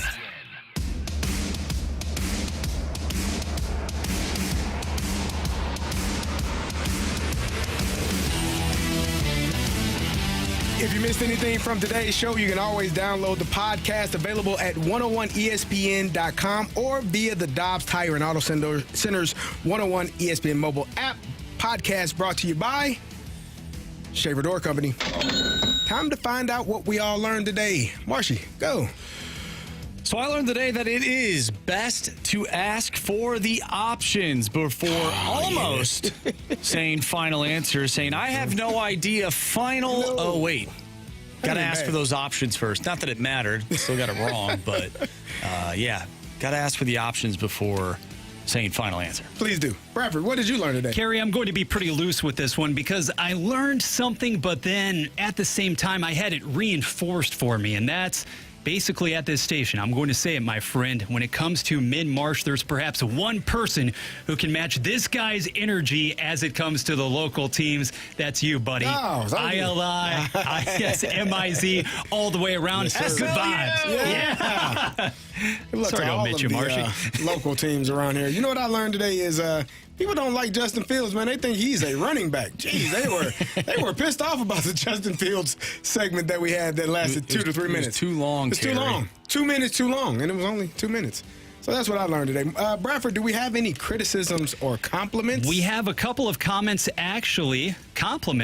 streaming in about the brief college football conversation that we had, whether it was during the six-pack, actually, to be a college standout or to have a cup of coffee in the pros. So we appreciate the feedback, really responding to that one. Thought there was a lot of balance in today's show, guys. Appreciated it. Indeed. I think the local basketball talk, I know you're ecstatic about the Mizzou Tigers, go Tigers, that they're in the tournament. Other Tigers.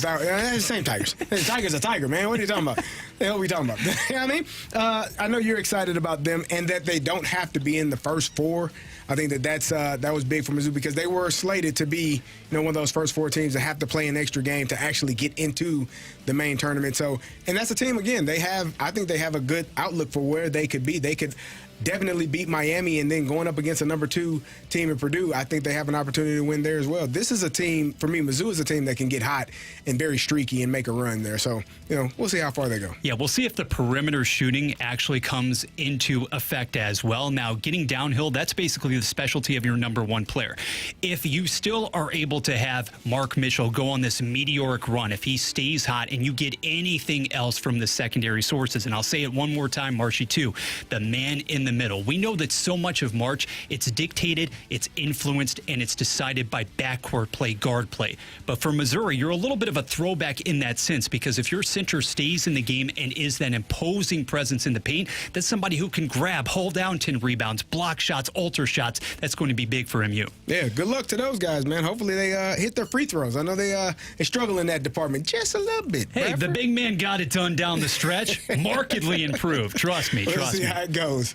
2 things for me. One, Nolan McClain will start the WBC championship game. I don't know how I feel about that after his first start, which came against Italy, and he had a 9 ERA, over 3 innings, 4 strikeouts. Second thing, we didn't get a ton of big words from Bradford today, and that disappoints me. Are you sure? We did get. I think I forgot which one you said earlier, but I meant to write it down. Tomorrow I'll write them down as they come up. Guys, I've been told many times, know your audience, and it's a work in progress. It's a work in progress. Bradford, let us get those 3 stars. It's time for the Fast Lane's 3 stars of the day, presented by Circus Sports. No bet fees ever with the world's largest sports book, now at your fingertips in Illinois and Missouri. CD star number 3 on the day goes to your chair or chairs. Oh, man. Both of them, we should say. Listen, boy, that thing almost broke in the middle. It did break in the middle of a segment. I almost fell over. We've got a calamity over there. Been bad. Too much excitement about March Madness. You're getting riled up as well. You should. Man. There you go. Calamity, that's a good one. That's a good one. Calamity, okay, right Mark, there. See, it's even in a like short. That one. It's because it's a shorter show now. Star number 2 will go out to that storied program, the football program at Virginia Tech today, whether it resulted in a win or wow. Michael Vick is somewhere pissed off at y'all, man. Yes, he is. I need to brush up on my Virginia Tech football. Yes, Coach Beamer. History. Coach Beamer has it in for us. Beamer ball. Yep, Frank, that is. And the number 1 star of this day on Monday, March the 16th, 2026, goes to, provided that you can find it that you can find the championship game as well. Any and all things World Baseball Classic related. There you go. I thought it was going to go to sliders out of the zone, but, to each his own. Honorable mention. Great show today, fellas. We get to do it again tomorrow. Jamie and Anthony are still out. Jamie's supposed to be on with us from 2 to 4 tomorrow. Today's his birthday, so happy birthday, Jamie Barry Rivers. Wishing you a happy 51st birthday, I believe, if I'm not mistaken. Well, last year was the big 50 that we celebrated in May. Jamie, to you, and Anthony will be back. He's out of town in Florida with the kiddos and the wife. He'll be back on Friday when we are out at, I don't know where we are Friday. So Thursday we're at Helen's. Friday we'll be at Ray's down in Soulard. Soulard, there you go. So, which is I believe it's a Mizzou bar. It's quite the predicament for me, guys, because, I'm back here. You're monitoring everything, but by the same token, you don't want to get too invested, too involved, because, well, after all, there's work to do. There is work to do. You got the the Orlando Magic and the Atlanta Hawks coming up at 5:30, which is why we are getting off early today. Should be a great matchup. Tip-off is at 6 p.m. Pre-game starts at 5:30 for those two teams. I am going to be back on the show tomorrow. So is Andrew Marsh. So is Bradford Bruns. We will be back running it again. Till tomorrow, we will see you then. Have a wonderful night. See ya.